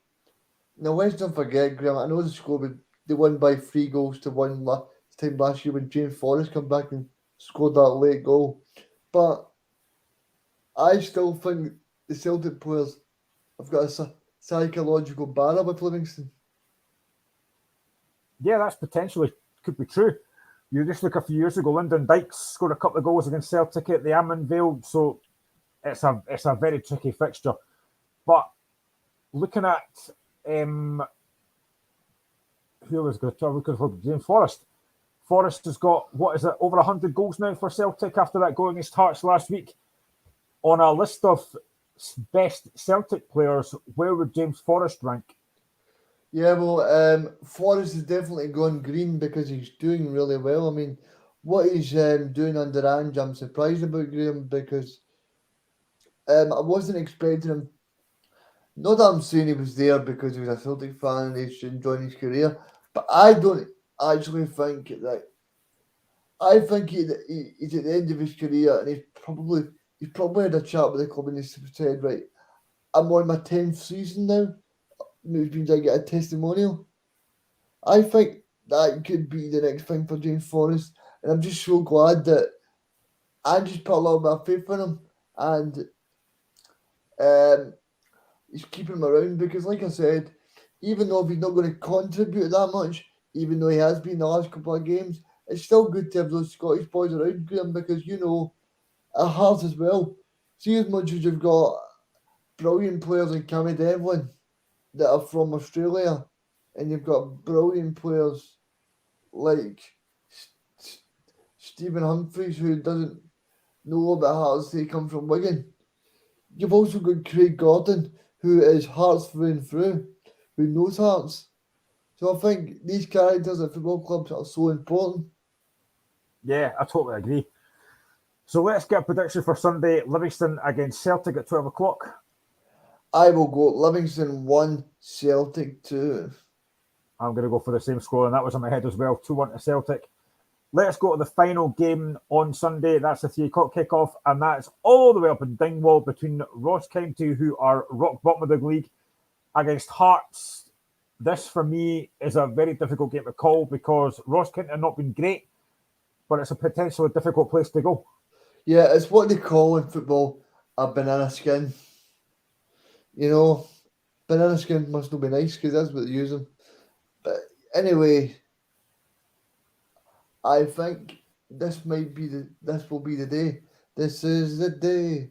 I think that this could be the day that Ross County finally get a point on the board because as I said, Graham, Hearts have played Thursday night. They're not playing as well as they should. But I think if you're Ross County, home advantage. I think if the game was at Tynecastle, Graham, I'd be like totally different and be thinking, well, possibly not. But because the game's at Ross County, I don't know. I've got a little feeling it could be a 2-2. Do you think Malcolm Mackay is under any pressure just now? I think Roy McGregor is waiting patiently until January to open the door and put in the keys to what they would say in Dingwall is quite a bit of money. Because I think that as much as people could say he could panic, Roy McGregor knows that Malcolm Mackay is a manager that got him into the top 6 last year. Malcolm Mackay knows, Roy McGregor knows, that they weren't expecting it last year. So what they expect the club Ross County to do? I mean, there's absolutely no doubt they've really missed Joseph Humble and Regan Charles Cook from last season. They've not really brought in the quality that they had. So it's, I think Ross County could be in trouble this season, and I hope that our Hearts can go there and win. But in terms of Hearts, I mean, they've got that win. We've got that win from last night. It's a massive bonus. But the injuries, as I mentioned to Michael last night, are piling up. Stephen Kingsland off injured yesterday. The injuries are just getting worse and worse. Yeah, I know this is quite cliche as I've been all night, Graham, but I just hope that the Hearts players show a bit of heart to them on Sunday because this is a time as a squad where seeing things are not going well, Graham, for the manager, for the players, for the coaching staff as a whole. They need to dig in and get a result. No matter if they play good, they play bad, they play indifferent. They need to get a result because then you'll be one on Gorgie Road Sunday night. There'll be protests. We're 5 points behind Aberdeen. That's not good enough. Or as I said before, it could be a potential 8. I would never go out and protest. I would just hire that plane back. But, I mean, I touched on it last night with Michael as well, and Dave, I've mentioned earlier, football fans are fickle, and you said it as well earlier on, that when you say something wrong, you'll admit it. Now, I have been a huge critic of Toby Civic. Last night, I thought he was brilliant. Yeah, Toby Civic, where to start with the guy? He's a decent defender. He done well under Daniel Stendo, obviously. Brought him in from Barnsley, but he's not impressed me under Robin Nielsen. But last night, like you said, did very well and fair play to him.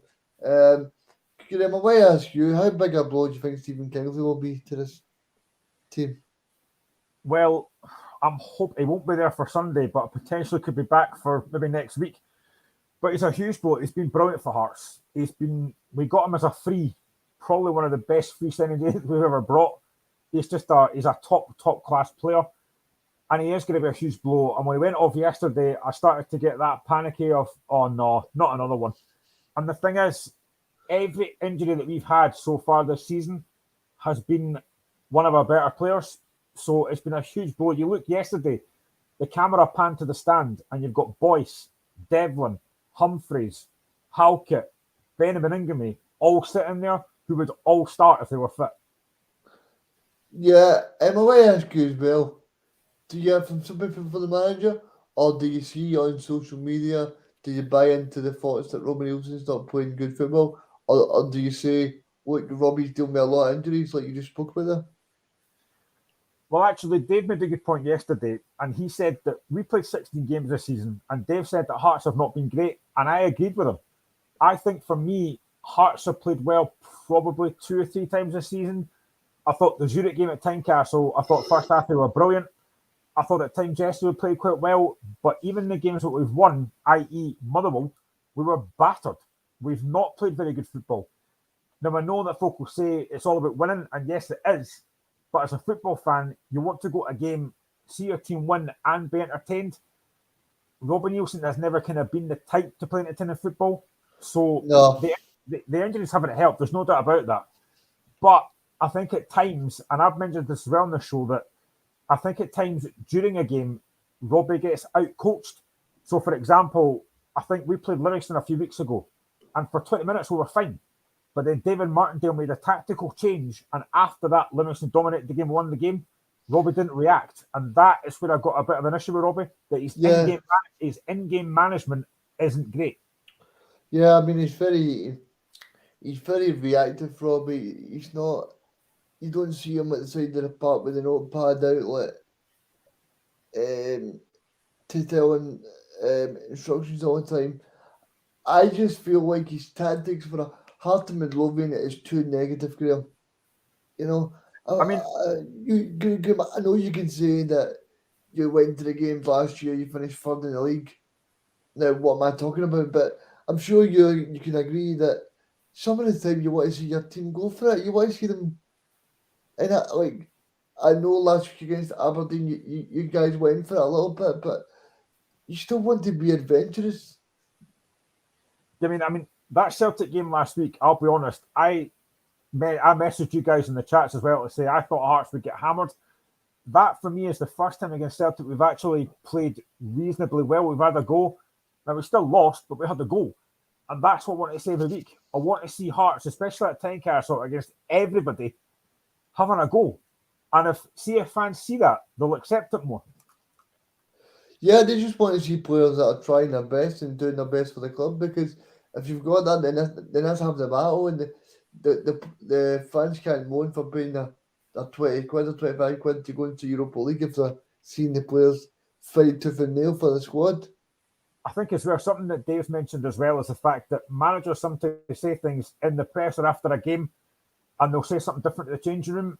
And I think a lot of Hearts fans, when they listen to Robbie Nielsen after a game, they kind of think, "What are you talking about? You've just talked utter nonsense there." So again, maybe what it says in the press is different, but I just think at times Robbie doesn't do himself any favours in the press. No, he doesn't. And I think that's something he needs to learn, because all of the top managers have a certain way with the press. And I think sometimes Robbie doesn't help himself, like you say, Graham. And I think that might come back to bite him sometime. Yeah, definitely. So let's go predictions for Ross County against Hearts. I'll let you go first. I'll go Ross County 2, Hearts 2. I wouldn't be surprised if it's a draw, but I'm going to go. I think it'll be tight. I don't have a lot in it, but Hearts tend to concede. I'm going to go 2-1 Hearts, just because I just want to see us winning the game. So yeah, 2-1 Hearts. So that takes us out of the Premiership, and let's dive into the Championship, because tonight there are 2 games on at 7:45. We've got Morton against Inverness and Queen's Park against Dundee. Now, I'll be honest, Reagan, one of the main surprises of me this season so far has been Queen's Park. They're sitting fourth on 20 points. I think they've been great so far this season. Yeah, I mean, me and Dave spoke about this on Sunday's edition. I don't know if you managed to see it, Graham, but I said my surprise of the weekend was Queen's Park winning by 4 goals to 0. And for a team like Partick Thistle to go down 4-0 to Queen's Park, then you need to say that Queen's Park are definitely building something under Owen Coyle, under the new director of football, and Leanne Dempster and Sandy Lyle, because what they're doing there is they're really buying into what the club's doing. And from my own perspective, I'd quite like to see Queen's Park go up, because I don't know about you, Graham, but you like to see clubs with ambition that are putting money behind it and want to see Scottish football progress. Yeah, I mean, I think Dave might have touched on this a couple of days ago. Maybe it's somebody else, I don't know. But does this have the potential of a Gretna about this? Yeah. Dave said that last Friday, Graham, and it potentially does, but I believe that there's good people at Queen's Park, such as Willie Hockey and also Leanne as well. Don't think they would run the club the same way that they have. But Yeah, I mean, I think the issue with Gretna is it was mainly Brooks Melson's money that was paying for that. yeah, and I think the way that Queen's Park are planning for the young players as well, I don't think they would go through all that reputation to bringing through all the young players to doing something like this. I mean, let's touch on it. Do you think Queen's Park could potentially be playing Premiership football next season? I hope they are, but I don't think so. I mean, could you imagine Queen's Park against Celtic or Rangers against Queen's Park? That would be unbelievable for Queen's Park. I would love it. I think I would actually go and watch Queen's Park quite a lot, because Hampden on a 3 o'clock on a Saturday in the Premiership, that gets me going. Yeah, I mean, they're taking on a Dundee side tonight. Gary Boyer, I think he's done a decent job so far with Dundee. They're sitting fifth. What have you made of Dundee so far this season? Yeah, Boya has got a lot of strings to his bow, so I mean he's doing well. And I think when you look at Dundee, they put a good performance in against notably Ibrox. I know Rangers are not playing well, but I thought Dundee handled themselves very well and only to lose by 1 goal. And I think Boya will be going in tonight going, right, if we can put a good performance in, then we could get 3 points definitely, because he'll not be scared of Queen's Park. He'll be relishing the prospect of playing them. I want to ask you this, Graham. Now, why is it that Queen's Park are always on the Friday? Is it because of stadium share, or is it just to draw more fans in? Or I think it's probably more to draw more fans, and I think I'm assuming it's this game that's on TV, not Morton against Inverness.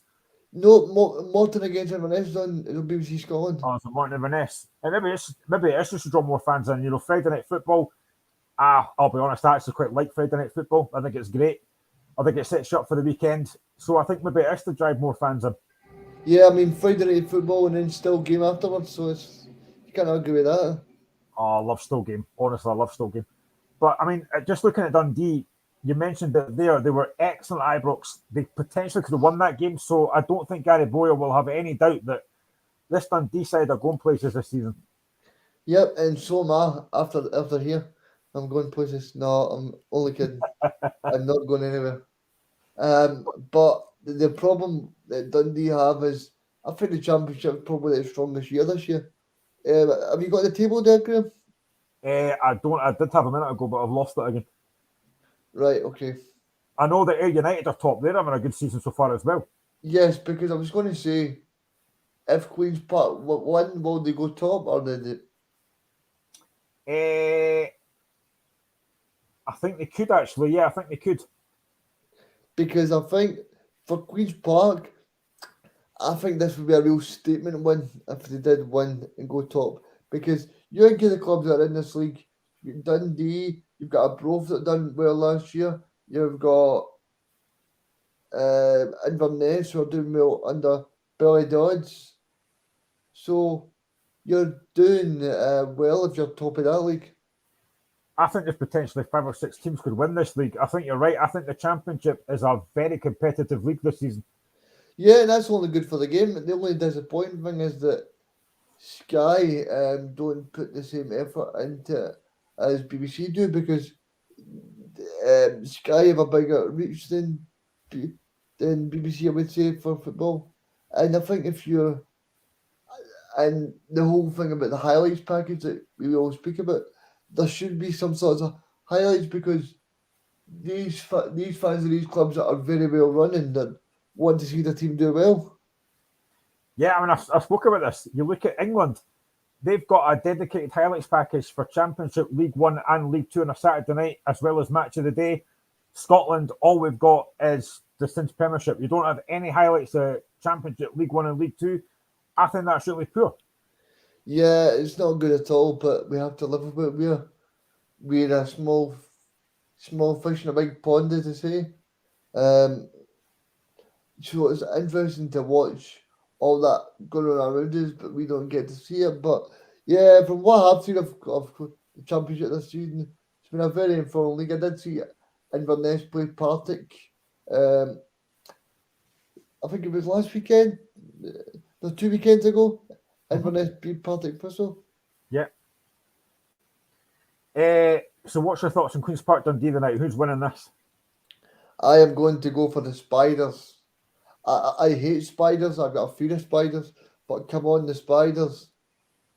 I don't mind Spiders.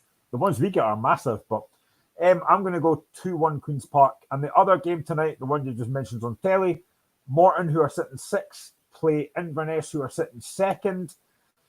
I mean, I think you probably have to think Inverness are the favourites for this one. Yeah, then Super Cali go ballistic. Yeah, I mean, yeah. Morton are atrocious. I'll just finish that off. Yeah, but do game will be hoping that they're not atrocious tonight, because they're playing well this year. The Tons are known locally. I mean, all the fans down there will be very, very happy, bringing back to the glory days of Derek McInnes and Alan Mahood and players like that. I mean, when's the last time we've seen Morton play in the Premier League? Another team that I would actually quite like to see in the Premier League. I used to go to Capel quite a lot when obviously Hearts were in that lower league division, so it's actually quite a nice place to go, Capel. I don't mind that. It's one of those old fashioned grounds that you just love. It's quite nostalgic. It is. I kind of like seeing these old fashioned stadiums that, we know we've got all seater stadiums now, but I quite like the fact that a lot of these grounds are still quite old fashioned. Yeah, I'm going to sound like an old man here, but I quite like it myself. Well, I am an old man because I'm 44. So, predictions for this one: Morton against Inverness. Morton against Inverness. I'm going to go for the Ton. I'm going to go Morton 2, Inverness Cali go ballistic 1. I'm going to go Morton 0, Cali 2. I just think Cali might have a bit too much for them. So we've got about 12 minutes left, and I want to talk about VAR. Now, I obviously wasn't on last week. I was having a bit of an extended break. VAR made its debut last week. I thought on Friday night it worked quite well for the Hibs game. I thought there was no problems. And then we come on to Saturday. Now, I'm going to touch on Hearts. I'm going to touch on Hearts against Celtic first. Firstly, I know you guys talked about this last week, but I wasn't on, so I can talk about this more in detail. The first one, the penalty decision for Hearts, the first one. Nick Walsh is looking straight at that. The challenge by Carter Vickers on Devlin. I do not know why he had to go to VR for that. That was quite clearly a penalty. Yes, Graham. Now, how the referee needs to go to VR for that, you're spot on, is bang an order. And Graham, I want to ask you this. Where's the consequences for referees now? Because see if you don't get a decision, oh, it's okay, you can just go to VR. That's what I think's happening. I think VR is making the referees more lazy. That's my honest and genuine opinion, because I can see it from my two. I've got two eyes, but one of my eyes is squint, and I could see with my squint eye that was a penalty.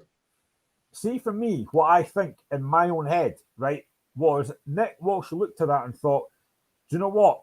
I'm not going to give it because VAR will tell me if I'm right or wrong. That's not what it's there for. You can clearly see it's a penalty. If you give the penalty and it's wrong, VAR will change it.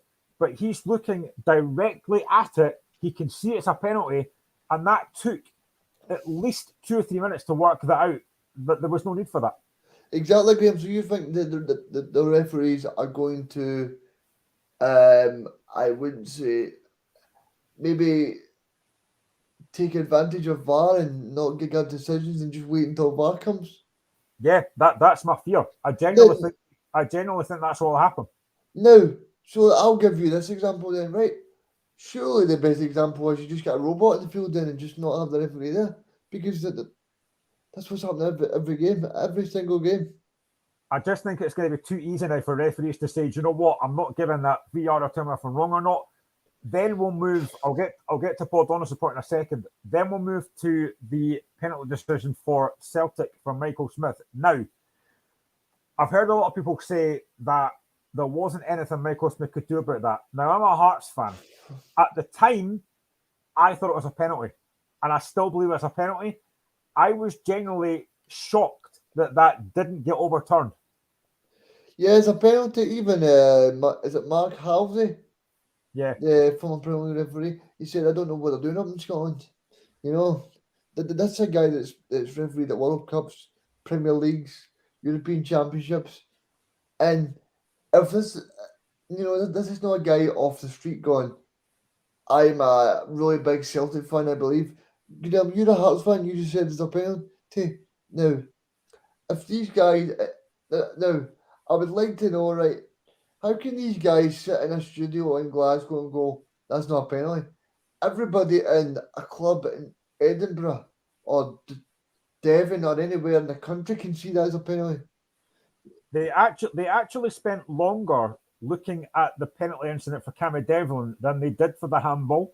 You know that was something I was going to ask you, right? Why did they not spend that much of time on the handball? Why would they just basically blew back and as if no, and then that was away? I mean, see if that's other end. If that's Carter Vickers, I'm wanting that all day. So I don't understand why they've decided that's not a penalty. But this is the other thing. The handball rule for me is very subjective. Some referees will give that, some won't. You've got to be very clear about what's a handball. Now we all know that not every handball is deliberate, but if it hits your hands, it's a penalty, surely. Yep, and I want to ask you this as well, Graham. I really do think we need to stop this offside rubbish. Oh, I hate it. We I do, hate Graham. I don't know if you've seen the Hurricane one during the week, but I was screaming in my room, screaming with delight, absolute delight, screaming. And in my house, people are coming in and going, "You all right?" And I'm going, "Aye, Hurricanes just scored the last minute. It's okay." But and then the whole joy was took away within 4 minutes. Why should the joy should be, Can you imagine, right? If Scotland played in my dream in the World Cup final, right, and Tony Ralston's foot was just stopped us beating Brazil in the final, I would be fuming. This is the thing. I don't feel now that. Oh, man. See, unless you score like a top corner from 25 yards, I feel that every goal that you score now, you can't celebrate because you're thinking, No. VAR is going to chop this off. No, and what I don't understand with what I seen Ben Foster saying the other week as well, right? Now, Hugo Lloris, the other day, right? Now, if that foul on Hugo Lloris happens anywhere on the pitch, it's a free kick. But because VAR gets involved, slows the game down, takes 5 minutes to look at it, what happens? Oh, it's no goal. The offside's ridiculous where they draw these little lines to try and prove that someone's offside. Even last week, I saw a lot of Celtic fans not happy that a Bader's goal was ruled out. Now, I do think that was offside. It was tight, but I think it was offside. But the other thing I hate as well is, and I don't know who made this stupid rule up, that you can play, if a guy is clearly offside, what they do is they play on, and then 10 minutes later, the linesman puts his flag up. No, get rid of that. Get that right in the bin. If he's offside, he's offside. Yes, and why did Sky, the broadcaster, not show that Bada was offside? They didn't show that at any point. Nah. So Paul comes in here and say, VAR mostly worked well at the Motherwell Aberdeen game. I was there. Was a bit nervous waiting for the goal, but Majowski was clearly onside and Duke was offside. And then he says, Motherwell felt a bit aggrieved about the Anthony Stewart shirt pulling incident. But as I said on Sports Scene, they were checking for the Matty Kennedy handball that wasn't a handball. But all of this happened after the 5 minutes of injury time, and the final whistle should have gone already. I mean, this is the thing. VAR checks are taking far too long for me already. We've only been a week, and they're taking too long. Yeah, I mean, if you're spending 5 minutes on a every separate issue, Graham, it's not good for the game. It's not good for the fans in the stadium. And the fans of the stadium are the one that are paying the hard-earned cash. The thing is, right, I don't want to labor too much on this, but you've got fans that are paying good money. They might have trains to get. They might have buses to get. They're going to miss these buses and trains back because VAR's decided to take 10 minutes to decide their decision. It's ridiculous. Do you know what's happening? VAR should be put in the bin because it's ruining football. That's the simple facts. Because fans go to football for enjoyment. But that goal last week, you should have been able to celebrate that right away, Graham. But you're waiting to see if Nick Walsh has the courage to give you a penalty. It shouldn't be that. It should not. I mean, you pretty much know that if a referee goes to the monitor, he's going to change his mind. But I just think, I've mentioned it earlier, right? I've put on the screen down here. Does anyone think VAR would be a good thing in Scottish football? It's only been a week, and already I'm thinking, nah, I don't want this now. Yeah, I think the only people that want it is the referees. But then you're kind of in a way re-refereeing a game. Yes, you better have the robot, Graham, because there's no point having anybody else there because at the end of the day, all the referees are doing, if they make a bad call, they're not getting penalised for it. I'll give you an example, right? So Steve McLean, he penalised Hearts last week for the two penalty calls, and Nick Walsh goes to VAR. How does Steve McLean then get to referee at Ibrox tomorrow? How does that work? How does it manufacture that Stephen McLean makes a bad call against Hearts and against Celtic live on Sky, right? Now, this is live around the world. He makes a bad call, and now he's refereeing potentially the second biggest game in Scotland. What's happening? What is wrong? Why are we doing this? Why are we saying there is no consequences for making bad mistakes? Graham, see if you make a bad mistake in your job, the first thing your boss says is, Graham, sorry, mate, I need to find somebody else. Yeah, exactly. And the other thing is, look at the Hearts game last week against Celtic, right? Hearts score to make it 3-3. Hearts fans are going mental thinking they've equalised. And then they say, oh, it's encroachment. It needs to get taken again. Again, that for me is just another daft decision that took far too long. Yeah, and then he takes that again and misses it, and then he takes one again. And I think the whole point of this is I only want VAR to take away the clear and obvious, such as a red card and a penalty. Nothing else. I mean, I'm just hoping, right, that it's just teething problems. It's only a weekend. I'm hoping it's teething problems. But can you imagine, just for example, right, say last week had been a Celtic Rangers game, that would have been absolute carnage. You know what's going to happen there in the Celtic Rangers game.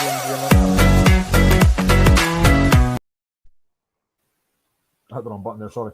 Carry on. I'm saying, you know what's going to happen in the Rangers Celtic game?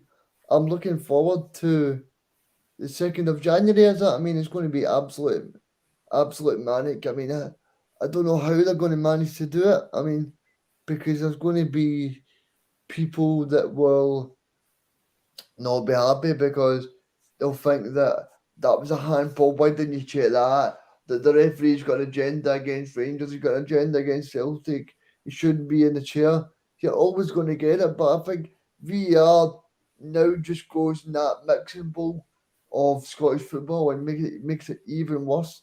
Because let's be honest, VAR ruins the game, Graham, and I don't think that VAR should tarnish the game of football, and I think it is at the moment.